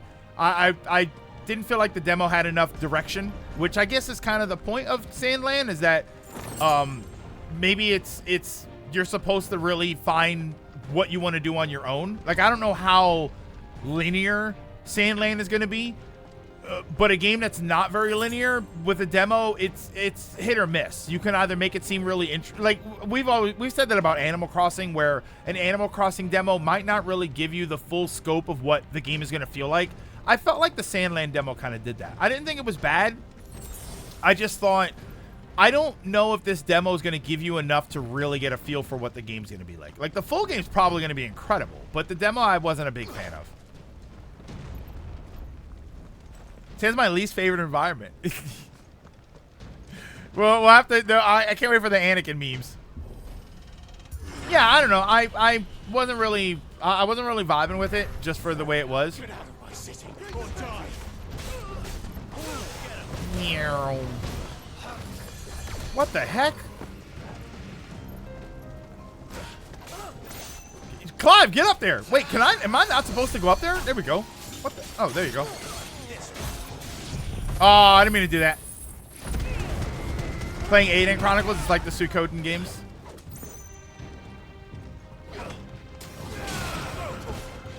Yeah, that's what it was supposed to be. When they were coming out, that was everybody was really hyped about that.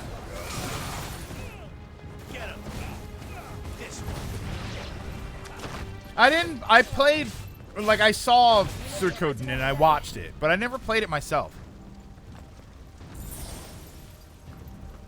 So I can go up there or I can go over here.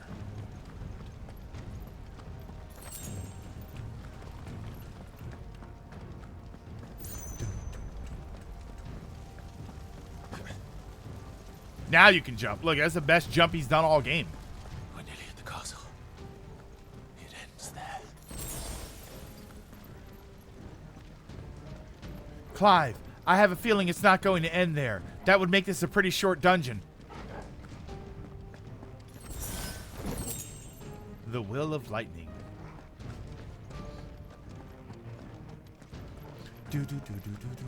Heard good things about Aiden Chronicles, but I hear all versions, particularly Switch, have bugs. Uh-oh. New games with bugs? Doesn't make any sense. Can't possibly be.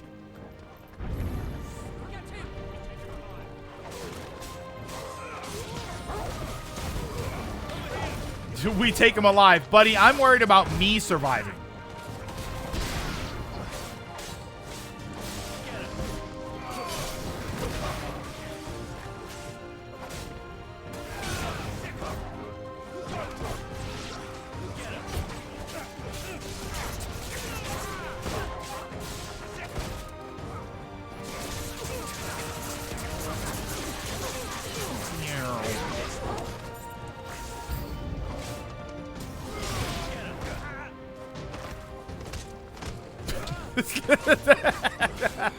There's something about having a sword and a whole bunch of cool spells and walking over and kicking them.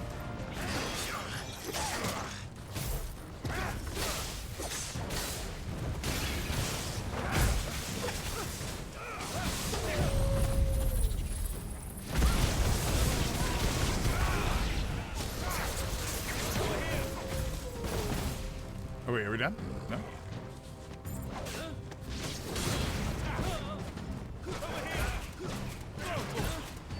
I can't see anything. Okay.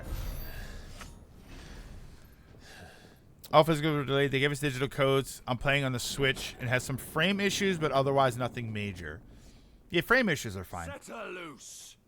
The only thing I heard about them was that people were saying, like, if you don't have the Suikoden, like if you don't have the Suikoden background, do you think it's still interesting? Do you think it's still a good game, or?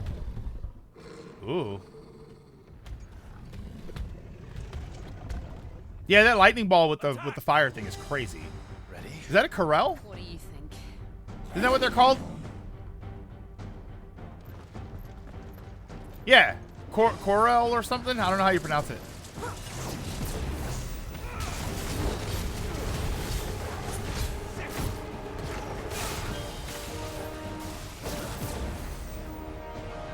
Come here.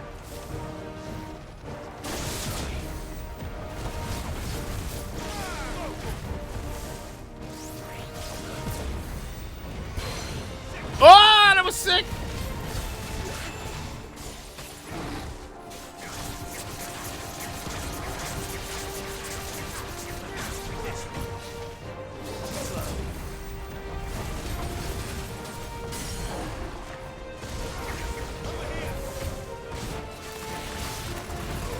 Oh wait, what am I doing? Get in there.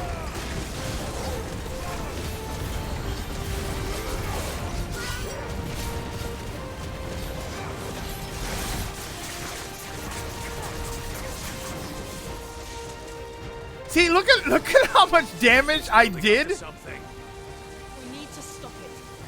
Whatever it takes. Look at how much damage. Oh, look at all that stuff that I did, and he barely has lost any health, it seems like.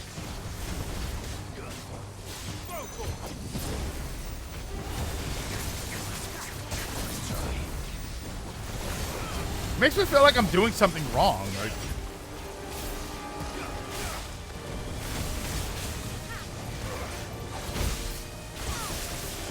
It's down. all right, here we go. Let's make this count.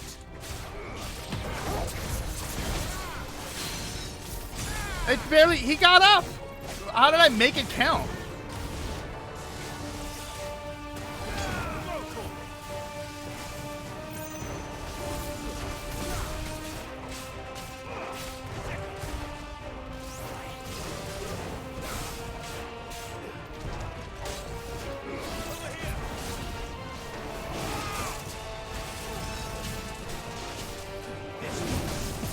Whoa!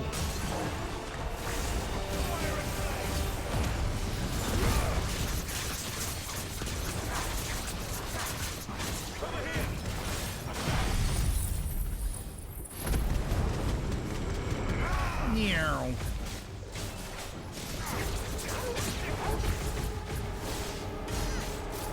Ah, I didn't want to use that. I wanted to have that ready earlier, but...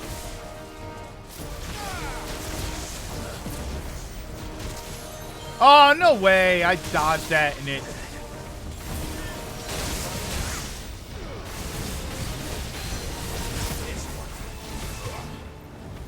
There's a lot happening here.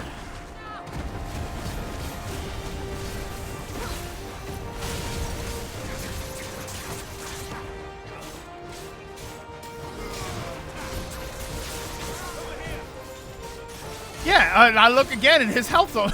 It's almost dead. Yeah, you're right. You mentioned that before. Like, it does, it feels like you're okay, and then, holy smokes.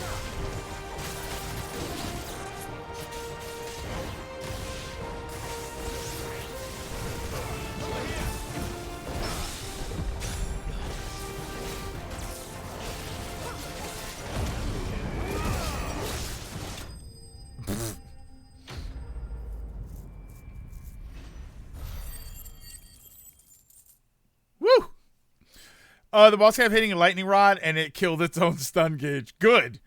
That's a good thing to have it. Golden. Oh, it's pronounced Golden Corral. Oh, okay. It's delicious.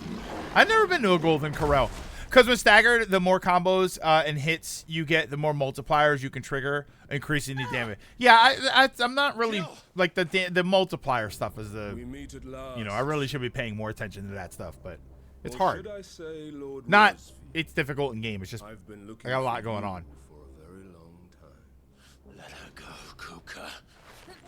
I was divided the boss 16 stagger stages, 2 to 3 stag. Yeah, I feel like 2 stag. Like after I get about 2 staggers, usually he's almost dead. Do you like what I've done with the place? Bastard. That doesn't answer my question. Such a pity your predecessor couldn't join us. But I am sure you will prove compelling company.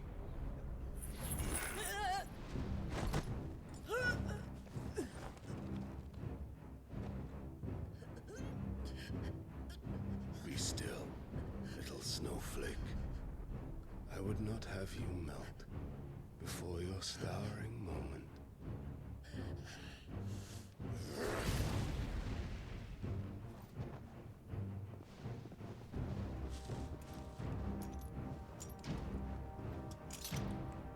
Yeah, they put Elsa in these things. She broke out of it too.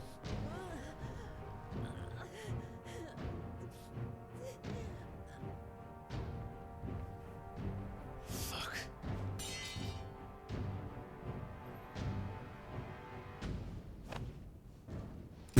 What?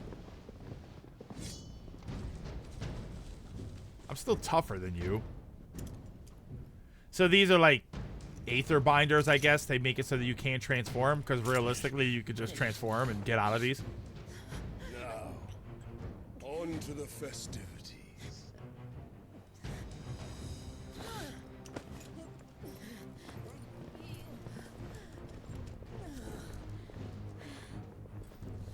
Kryptonite bracers.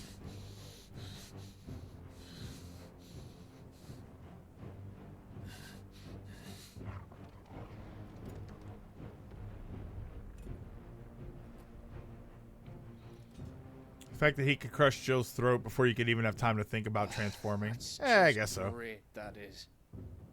I suppose it's up to me then. Yeah, in cutscenes, in the gameplay, you destroy everything. That's always kind of the way, though.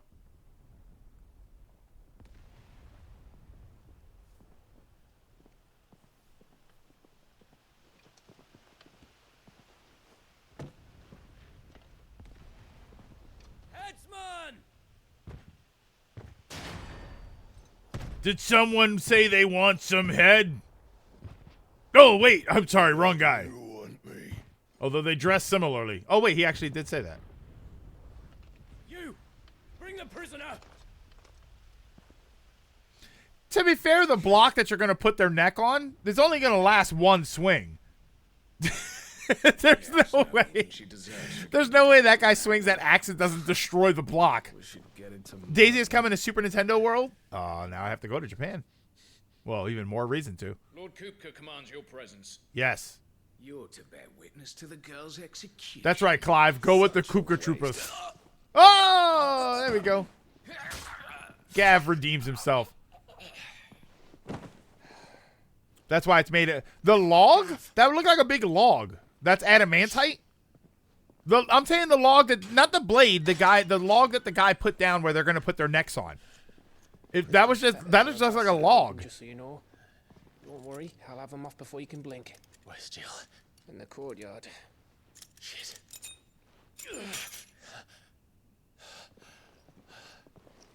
We have to hurry. The Imperials have sounded the retreat and cleared out of the castle, but the place is still swarming with Kupka's men. Leave them to me. I'll make my way up top and circle round the back. Quick as you like, eh? Oh, hey, there we go. I thought he went the wrong way. Nearly forgot.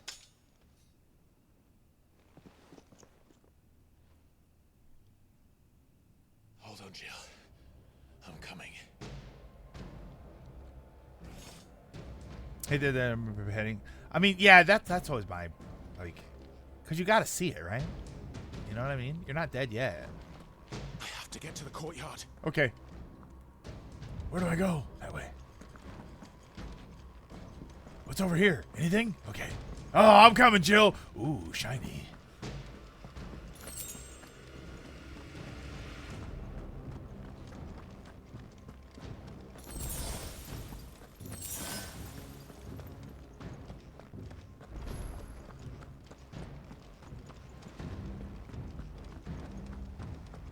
Don't you let her die.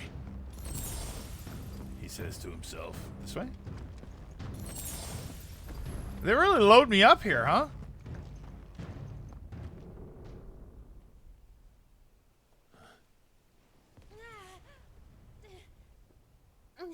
See, yeah, that's a wooden block. He's going to cut through it in one shot. And Jill. I hope you've got a plan, Clive, because we are fucked if you don't. You were almost a Jill sandwich. How so? Well, you know when you make a sandwich and you cut it in the diagonal and make two. Yeah, it's like that.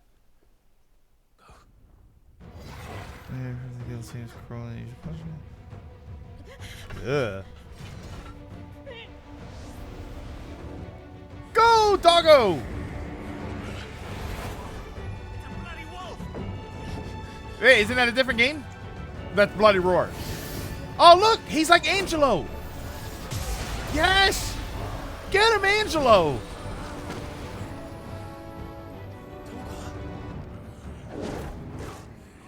What the?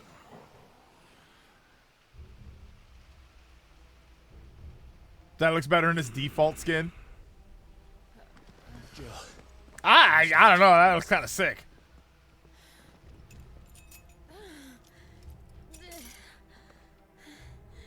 Come, Lord Rosfield. Don't tell me you tire of my entertainment. Enough! Yes. Perhaps it is time we served the main repast. I trust you all. Oh, this is the part where they let you know the Torgal skin. Oh, that's why the Torgal skin was kind of a spoiler. Stay close. We're getting out of here. Ah, it kind of looks cool that way. Thank you. Take all of that! Explain what the fuck your dog just did. Later, everyone. With me. That includes you, Togo. Ah, damn it. That's what I'm trying to do.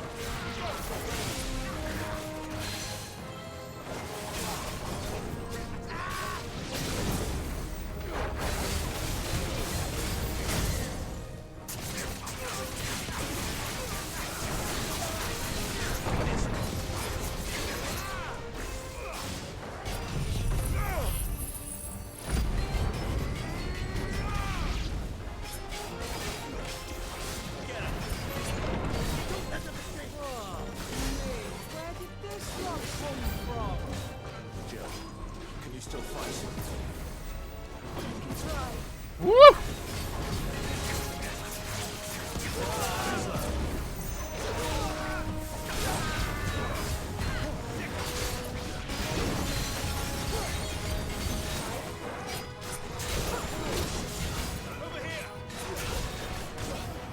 All right, hold on. I'm an insect glaive player. I know what I'm doing here.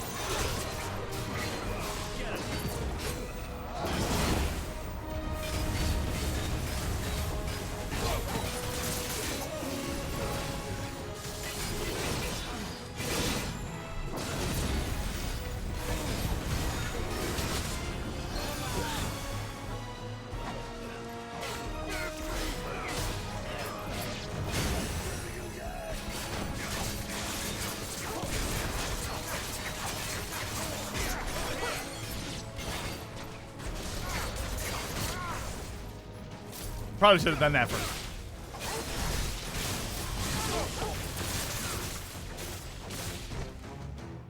We're good? All right. Still breathing, are you?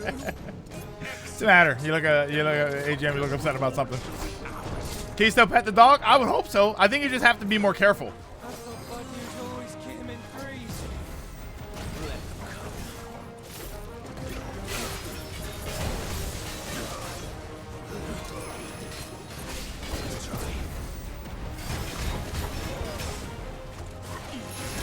Ah, damn it.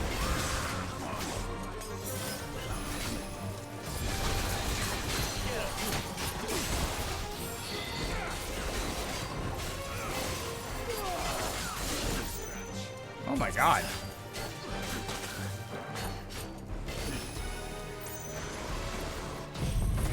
Uh-oh. I think I screwed up. No, I got him? Okay.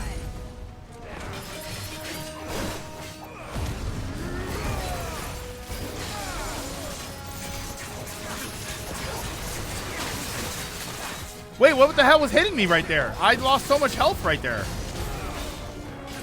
There's a lot happening.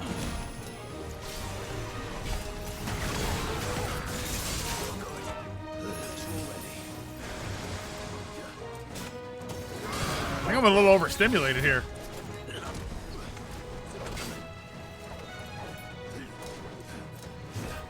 Too slow.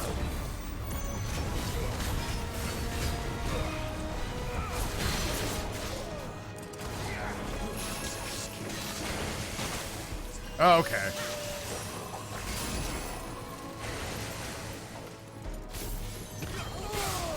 Nice try.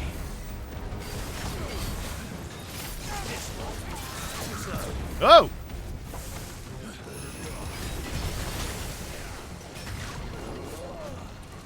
Get up! Guess we're all ready. Get him. Over here. Just shoot him with the little piddly magic. There we go.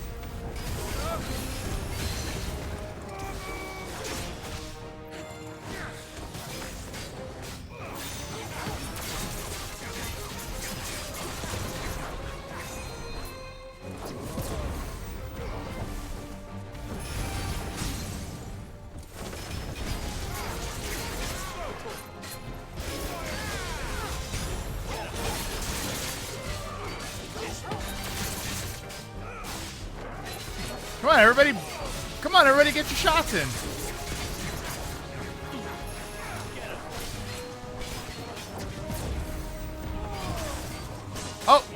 How did he hit me there?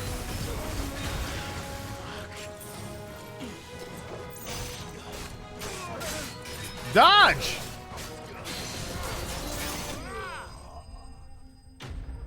Ooh, that was ugly.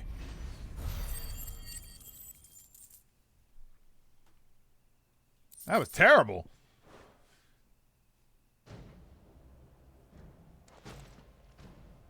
It's over. For now. But I bet that wasn't the last of them. And they won't stop hunting us until Kupka's dead. So you get in there and finish the job, eh? Go on. If they come again, we'll hold them back. That sounds like a good idea. There wouldn't happen to be a store around here, right? I'm kind of low on potions. Which was really my fault, if you think about it. Is there anything here? Hold on. Hold on. Give me a minute. Yeah, give me a second, and I'll be right back.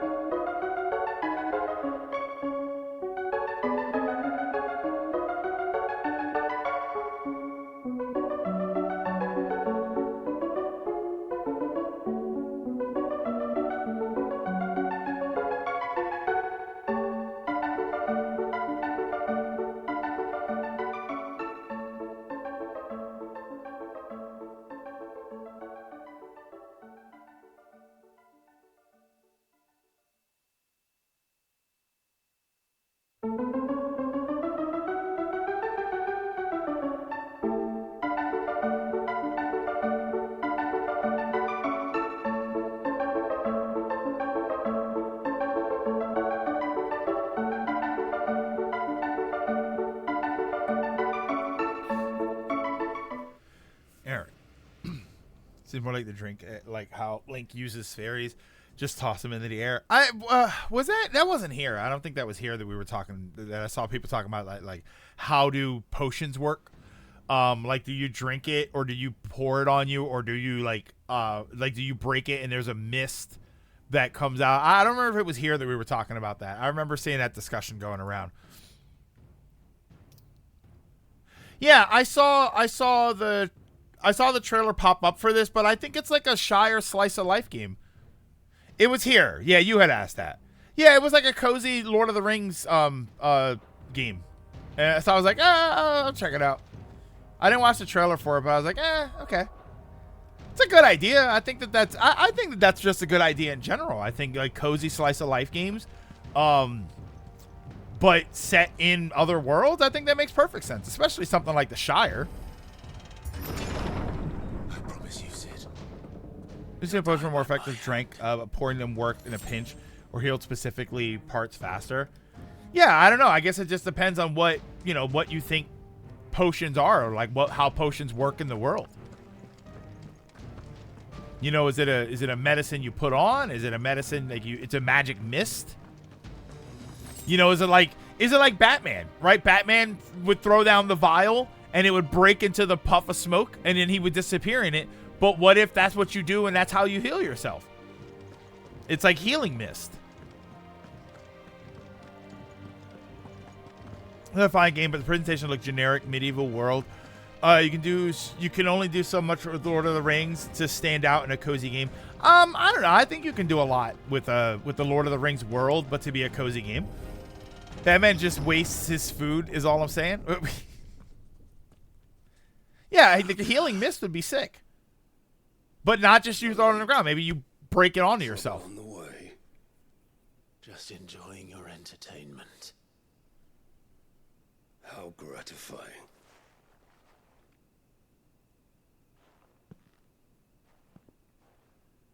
Have you come to defend your father's throne, Lord Rosfield? The Grand Duchy of Rosaria. A realm without a ruler, an army, even a people. A veritable kingdom of dust. Yeah, but that's kind of your fault too. You know what I mean?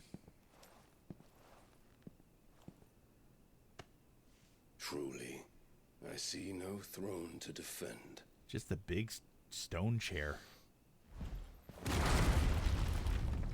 No! I mean, you can still sit on it. You just clear the rocks. Enough of your games, Kupka. Just tell me what you want. The princess, damn it! In a box. I want the princess to marry me. My disappointment. My children need a mother. That he met his end at the hand of another. And my relief to learn that you had taken up his thrice damned name.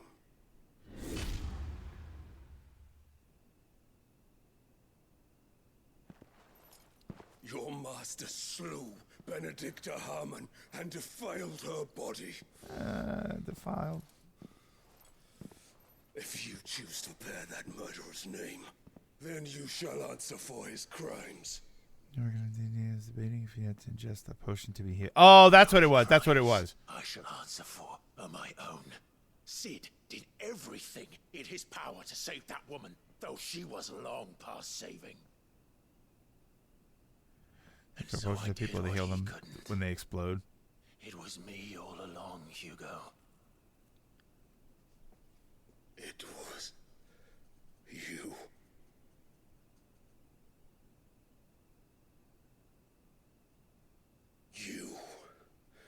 You killed her. I did. No. Uh-oh. I think he's mad.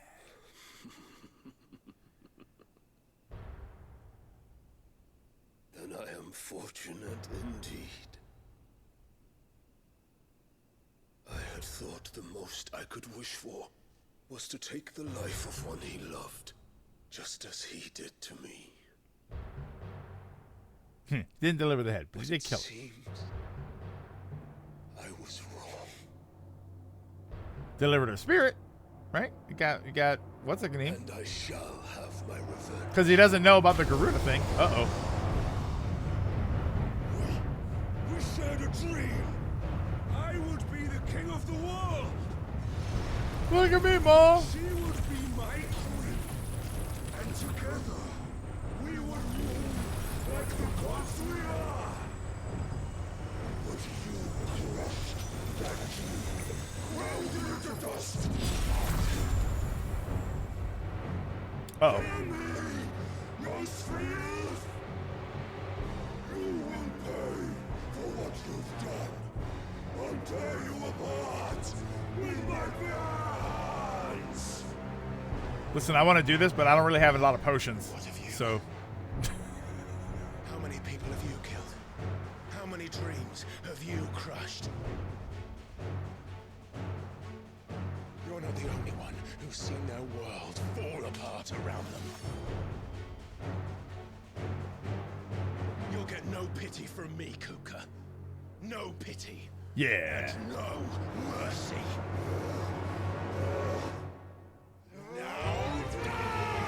Ah, that was sick. Oh! Yeah, here we go. Oh, this is sick.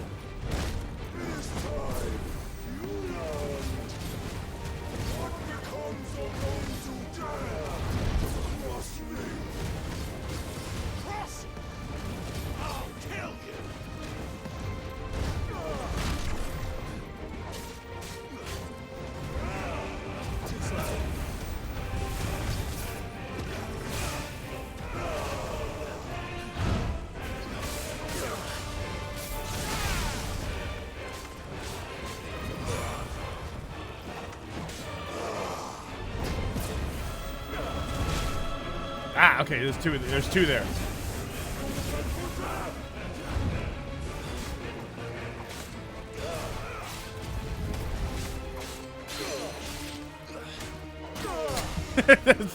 Just being annoying at that point.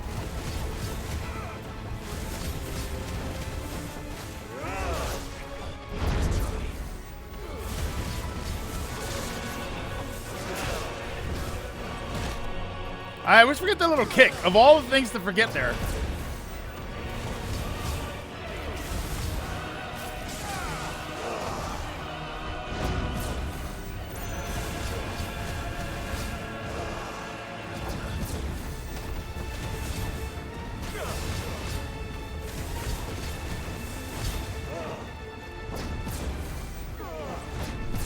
Haha, not this time.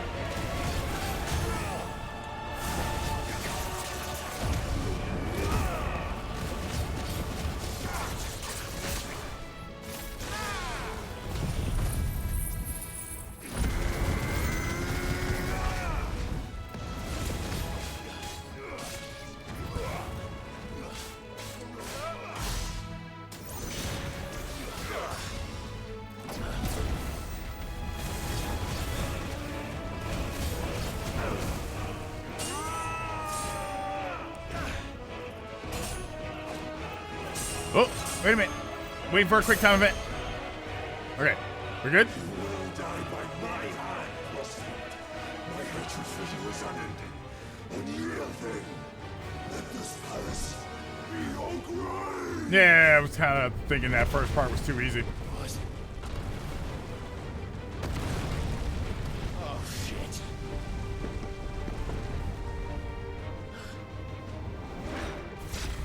That one.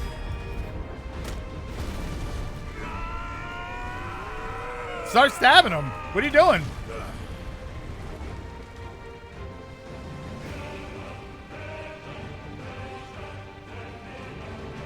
Stab him. Just start. Just go off. Don't let him get up. What's the matter with you? Worst thing about heroes is they fight too fair.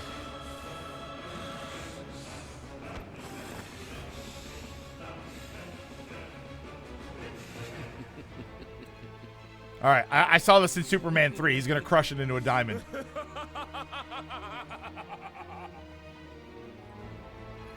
world has chosen.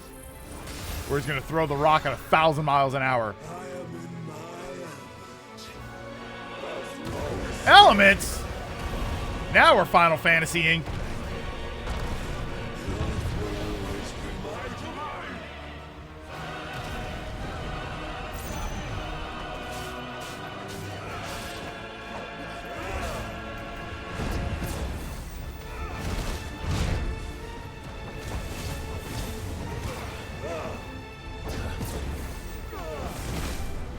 Okay, that's the little kick again.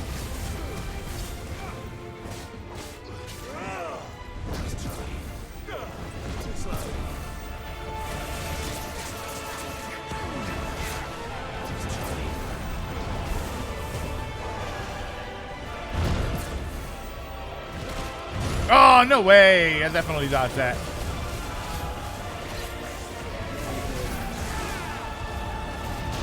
Whoops. Okay. Oh, wait. Oh, wait. It replenished my potions. I didn't notice that.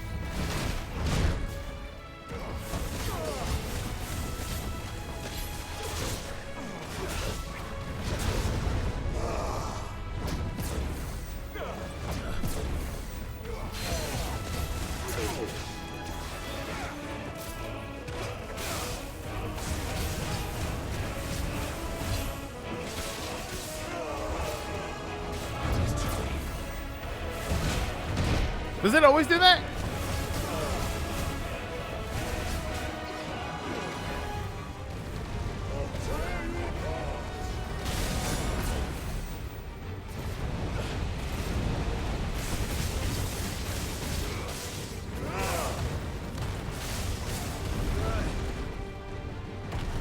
Insect glaive him. I was trying. It doesn't really work that well sometimes.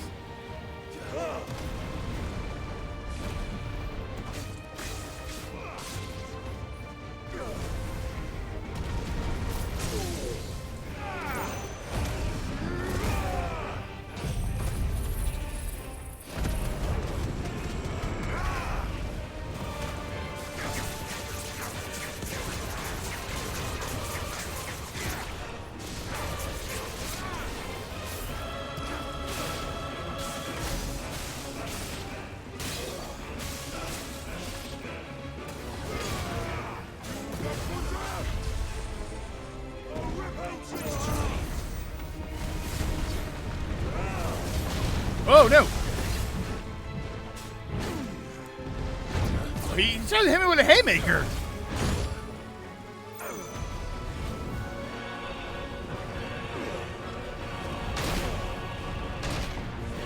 Okay.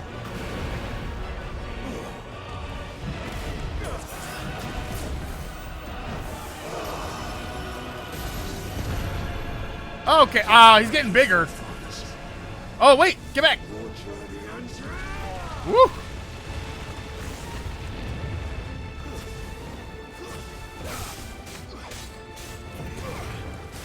Hey, wait. Did that eat my stagger? Oh, my God.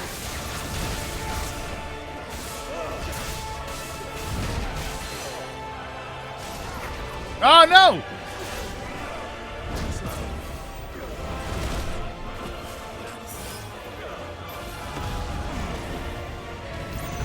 Oh, don't target that one. There you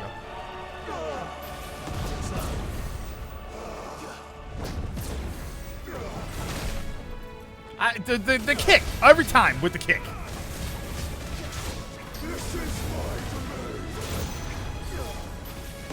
Oh my God, that actually worked. The insect glaive worked.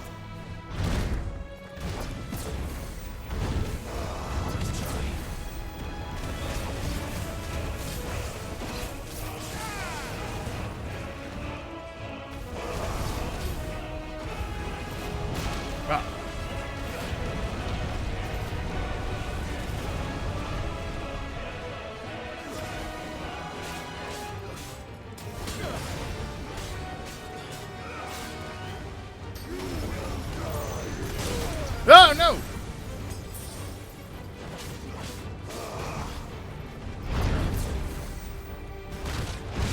Every time! Oh, no! Oh, damn it, I didn't mean to do that.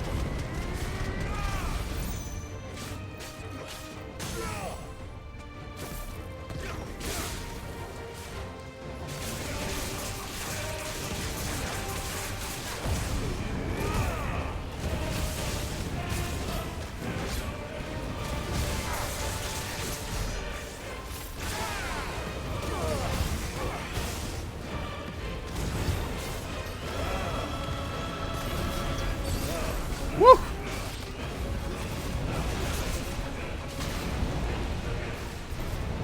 Jump!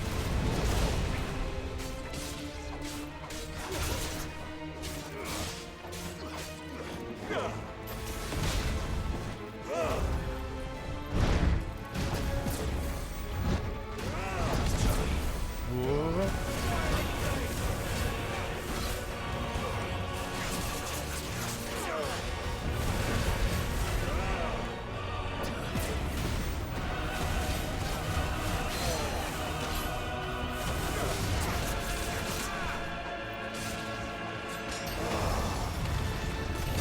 Oh, no way. I got one more.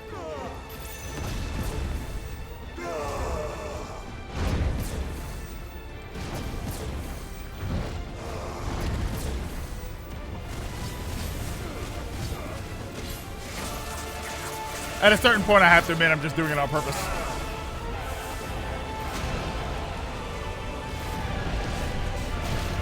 I was just trying to be a jerk.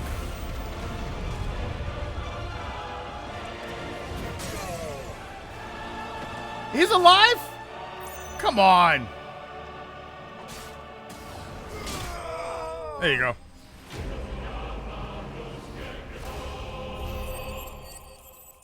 That's why TMNT constantly have turf wars with them.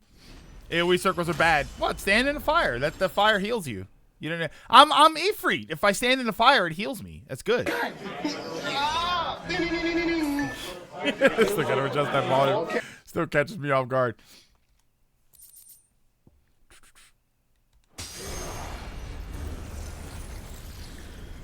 That didn't look comfortable, him with all that stuff on him.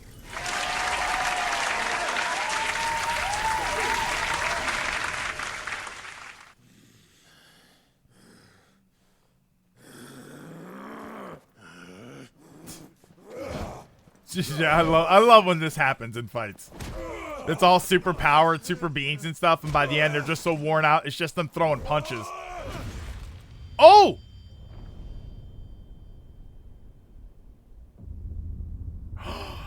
No way! Oh! No way!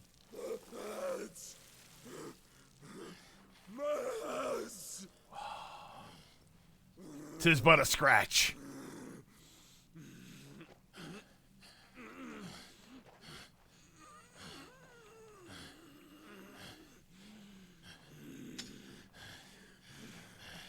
Come on.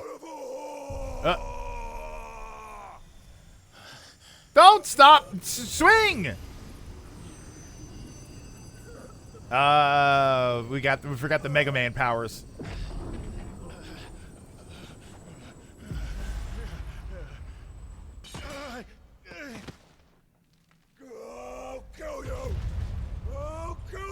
That can't be good for your wrists. Stumps. Forearms?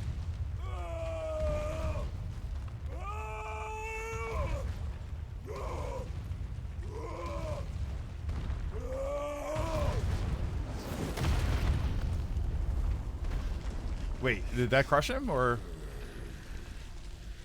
did Jet just die? Oh no, okay. What did it sound like I heard Patrick? I'll fucking kill you. Let's shake on it. Oh no! There. You mustn't get yourself worked up. What the hell? Wait! Is that Bahamut, or is this another person? Another time, Mythos. Mythos. They just throw stuff at you. I love it.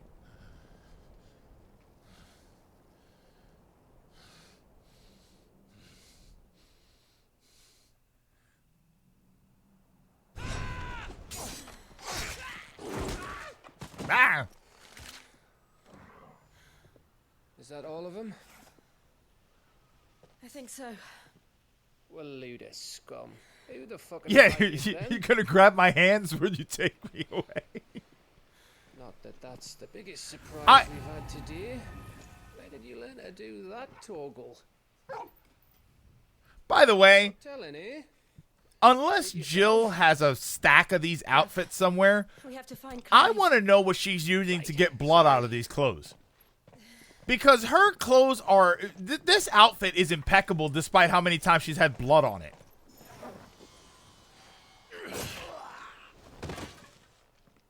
I mean, that's white. You missed one. We were worried. So was I. You shouldn't be. I'm the main character. Potions. It's potions. It's an OxyClean potion.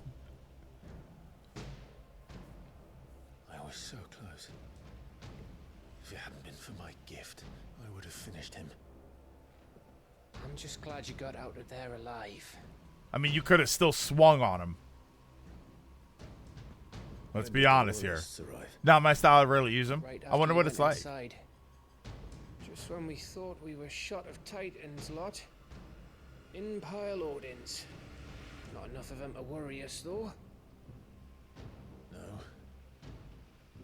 You didn't see the one who took Kukra away. Took him away? So, what? You think they came here to save him?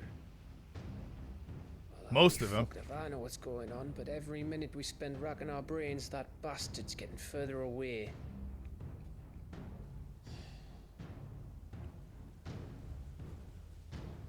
So what do we do?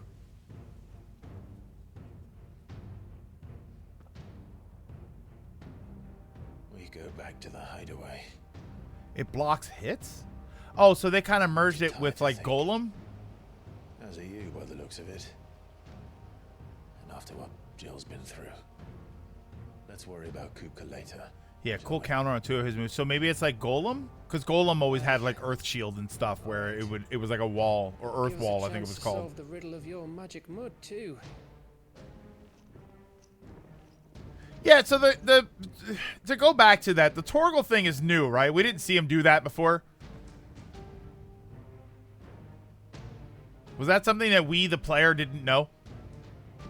Yeah, maybe we should keep the hands.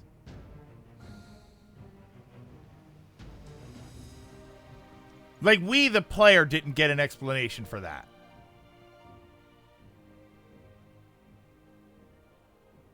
I mean, I can imagine it's new. It's the start of his little arc. So if I have to imagine it, it's because he's actually what do you call the ones that are born with a power? There's bearers, but the ones that are dominance. So I'm assuming cursed. I'm assuming he's the dominant Fenrir. Is going to be my guess. Don't say it, but that's going to be my guess. Is that Torgal's actually a dominant, and it's Fenrir. This way.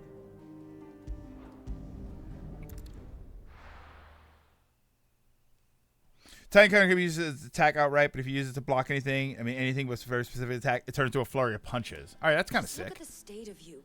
You're more of a wreck than this place. Is this what you call taking better care of yourself? No more excuses, your ladyship. I order you to rest. Will you rest with me? I'll rest.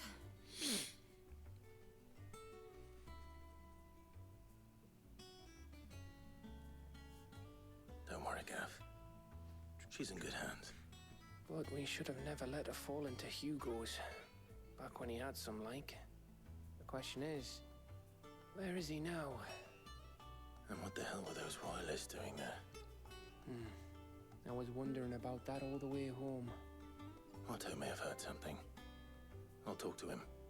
And I'll talk to Torms. The lawsman. About what? About your faithful hound for a start. If any four-legged friend's ever done that before, I'm betting Torms will have read about it. But what I want to know is, what happens afterwards? It's all well and good Torgal saving our arses, but if it costs him what it cost Jill... Right. Let me know if you learn anything. Will do. And you do the same, eh?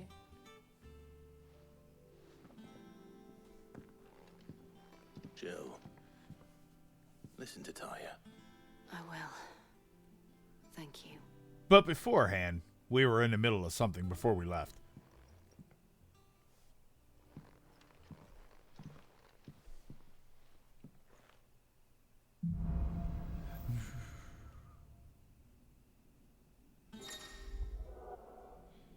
Clive has claimed a portion of the Icon Titan's essence.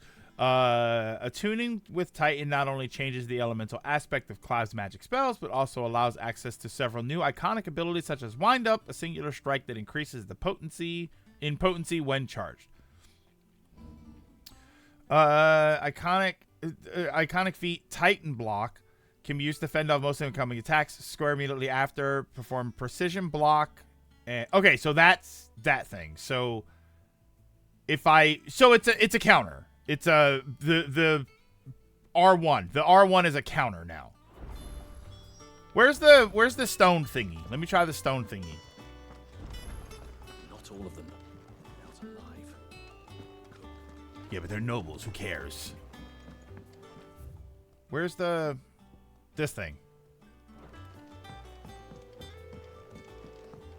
The little ones have been up to their old tricks. Yeah, like the game already has parries, but I feel like I don't know if the window's tight or if I'm just not really. I didn't really practice the parrying, to be honest with you, so I don't really know if the parrying is a problem or not. It's not like Stellar Blade, right? Where Stellar Blade, the parry and the dodge were incredibly tight. The dodge is pretty loose. I think we're gonna call it for the day, but I want to try something out here. Is that this thing? Hone your battle skills. I just want to see what Titan looks like. I want to see what this is like. So, okay, so... No, wait. Don't I have to... Hold on. How do I do this? Oh, I had to go here. I literally had to go here first?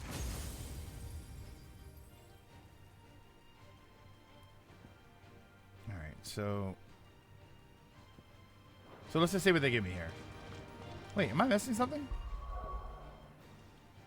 Oh, I have to click on it to replace it. Okay. So I can only have 3. What? Recommended abilities? Reset abilities? How do I... Huh? Oh, on the equip screen. Oh, okay. Here. It's now I understand why you want to change this stuff up. So the only one I really want, the only thing I like is the lightning rod here. So I do kind of, I've grown onto the lightning rod. There. No. Soil and stone. Okay, so that's that. That's that. Wait, what was that?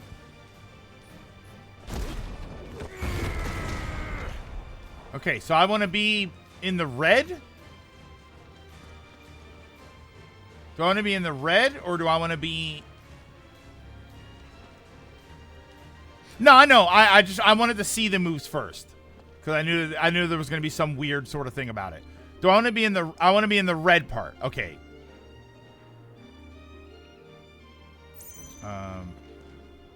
I don't have the Titan block. No, I thought that was this. I'm talking, yeah, the block thing, I thought that was this.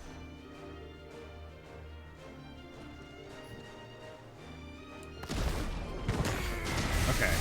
Ooh, that one's going to be tough to use. He has a specific skill for the counter. So what's this if I block with this?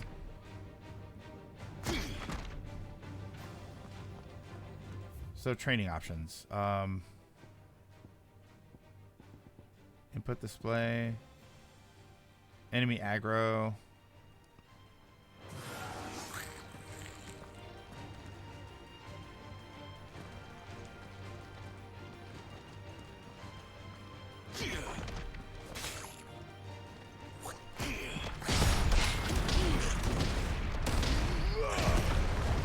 Okay. All right. So that's good. Yeah, that's what I wanted. The block lets you block a perfect counter. The counter attack is a skill. Okay. So that's what I wanted to see. I wanted to see what that was like.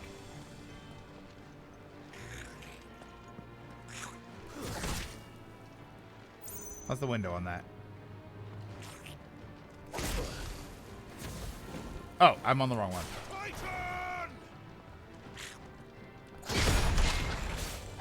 The window doesn't seem too bad. I mean, I was able to hit it, so. There's a second skill you can get the doubles in attack. That's the other thing. I wanted to test this out first.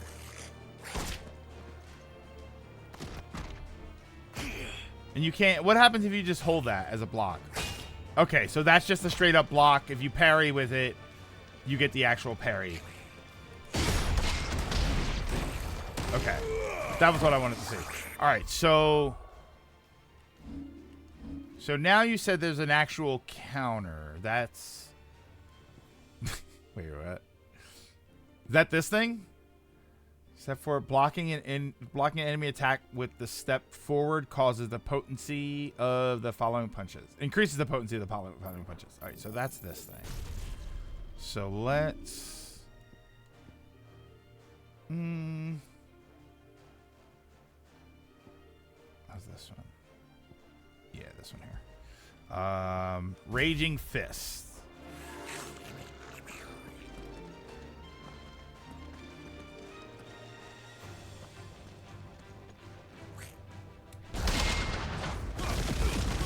Oh my god!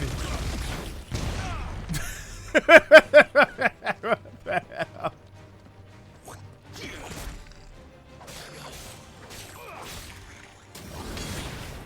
Good lord, that was cool. Alright, so hold on. So let's get... There you go. So if I just do it...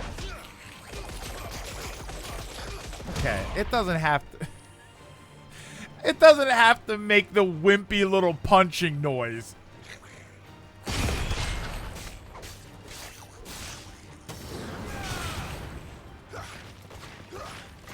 Oh, now I'm throwing rocks at him. It's still weird to me that no matter what you do to charge up, it's always fire. The magic is different.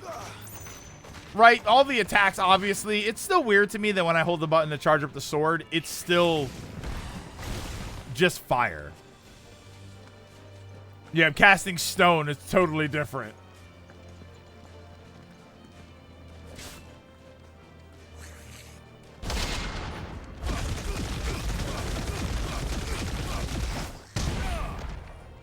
Only problem with that is it knocks him away, and I kind of wish I could cancel that.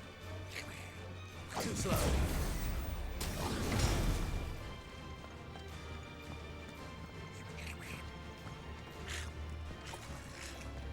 Come here.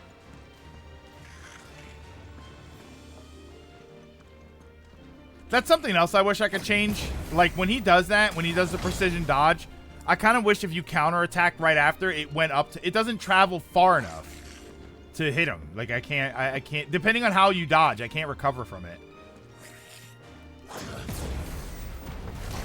Oh, so it does if you just attack. Okay. This is the stuff that I probably should have been doing a long time ago. So if you just regular attack, but if I do the charged sword thing, it doesn't reach.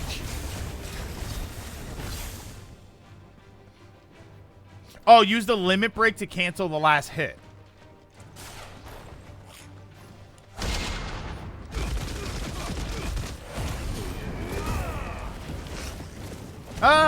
That kind of worked. Okay, that was all I wanted to do. Okay, we'll leave it like that. Oh wait, what's the? Let me try the other.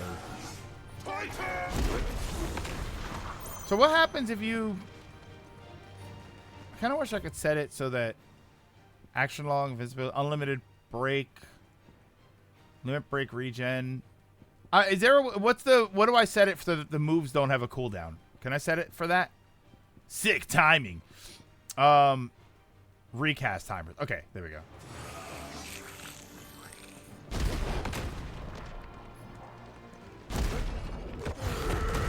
Okay. Oh, wow, hold on. Okay. That's mean. Okay, so that's just the weak one. If I get an actual good hit in, it does that. Oh, and then you can catch them on the way down. Yeah, the skill hit's hard. It just takes a second. That's kind of why I like the other skill.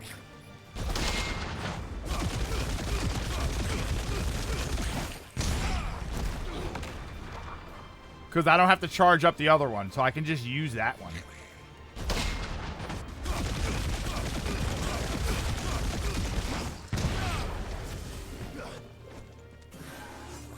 Okay. So yeah, so that'll do it. So we'll wrap up here. And training.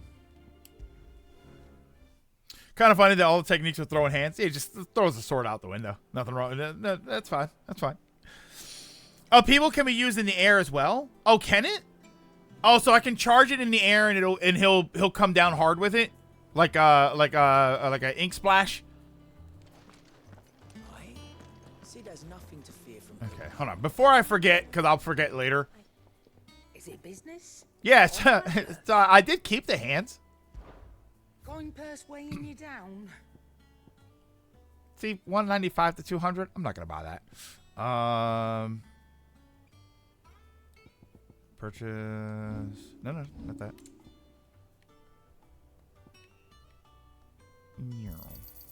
You're rubbing me blind, you know. Yeah, I didn't realize that it reset my potions during that fight. Because remember, we fought those guys outside, and then I burned all my potions. When we fought the three Voldos outside, I burned all my potions. I only had one potion left, and then when I started the Titan fight, I had all of my potions back.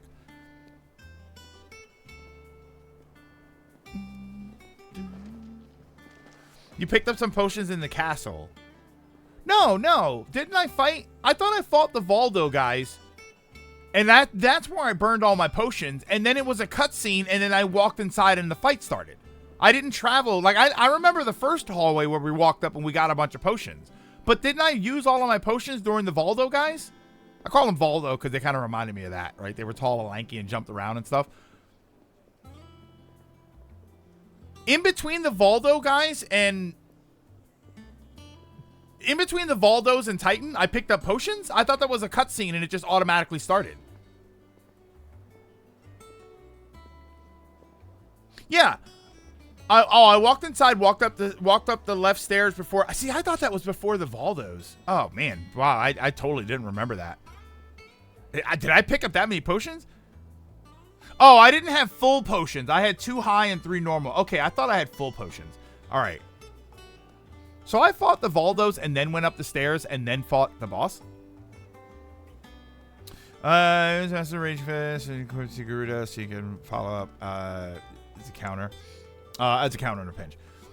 Yeah, okay. So that was why. I'm sitting there like, yeah, I thought I fought the Voldos and then immediately went to the cutscene where I started the fight. Okay. So oh. Can't loop around. There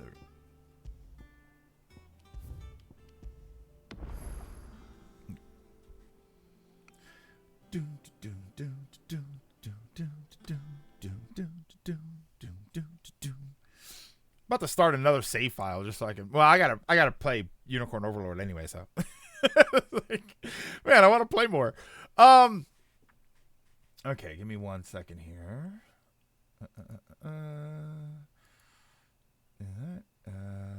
This one. Hang on 1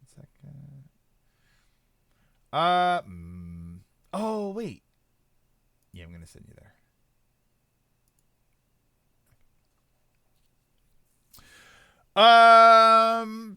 Okay, that's good. All right. Thank you, everybody, for stopping in, for hanging out. Very, very much appreciated.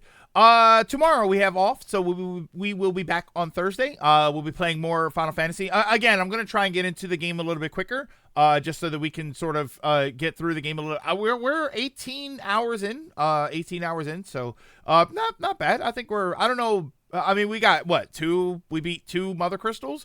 So we're kind of progressing here, right? I think we're doing okay. I think we need a day where it's just like it's all the game like all day long. We need to do like a 6-hour stream of just Final Fantasy. Maybe Friday. Maybe depending on what I'm doing on Friday. Maybe I'll turn that into like an extra long stream of just Final Fantasy all day. For right now, though, but like I said, tomorrow we have off, so we will be back on Thursday, normal time. For right now, though, I'm going to send you over to Official GVG. Official GVG is doing... Hang on a second here. We did that, and it was 3 hours of talk and 3 of Final Fantasy. No. I like I said before, I'm going to try and focus a bit more on the gameplay, just so that we can get into it a little bit quicker, because I do want to get through the game. Which I'm enjoying the game, but I want to play something else and figure. I say that, and then at the same time, when I'm done this game, I have no idea what I'm gonna play next. I was thinking about real quick before we go. I was thinking about playing Thousand Year Door, and in preparation for the Thousand Year Door remake. The problem is I wasn't really sure if I should do that. You know what I mean? If I should play the original and then play the remake, or if I should I feel like I should just wait for the remake. Yeah, but where did the 3 bandits go? I was thinking about that, but I probably won't do that. I'll most likely just figure out something else to play after this game. Well, oh no, after this game, Sonic is going to be the game after this one. No. Yeah, just play the remake. Sonic is going to be what we do after this, which is going to be the Sonic 2 Dark story. So that's definitely going to be the next game.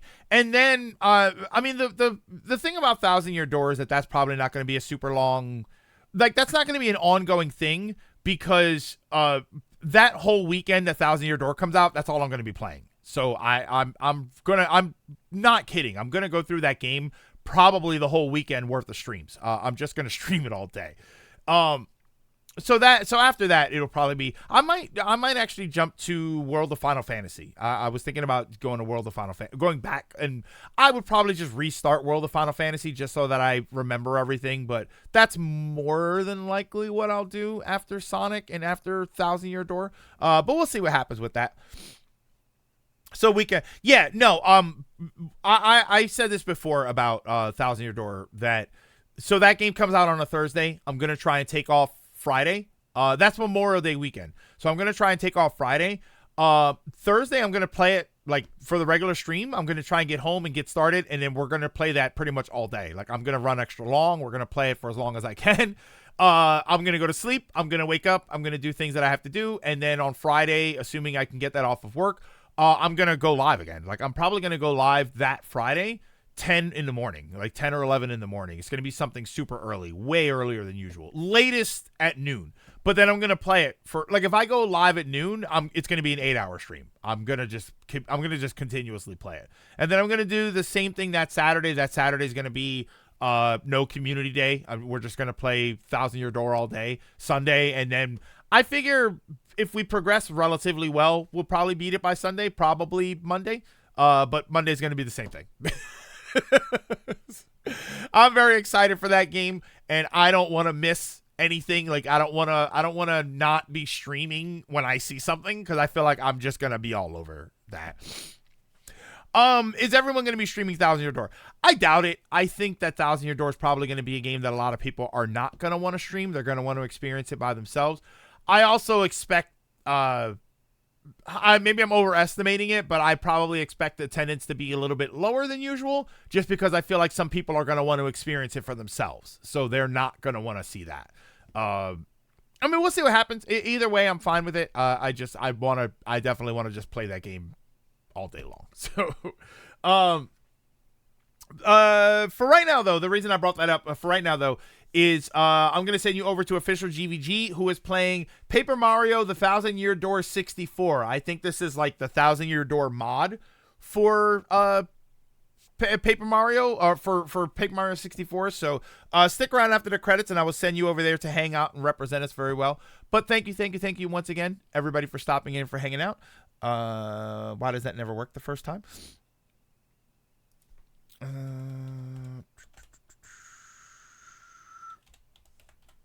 There we go. All right, but don't forget to drink your mask, wear your water, social distance whenever possible. Take care of yourselves, take care of each other. And I will see you all Thursday. I almost said tomorrow.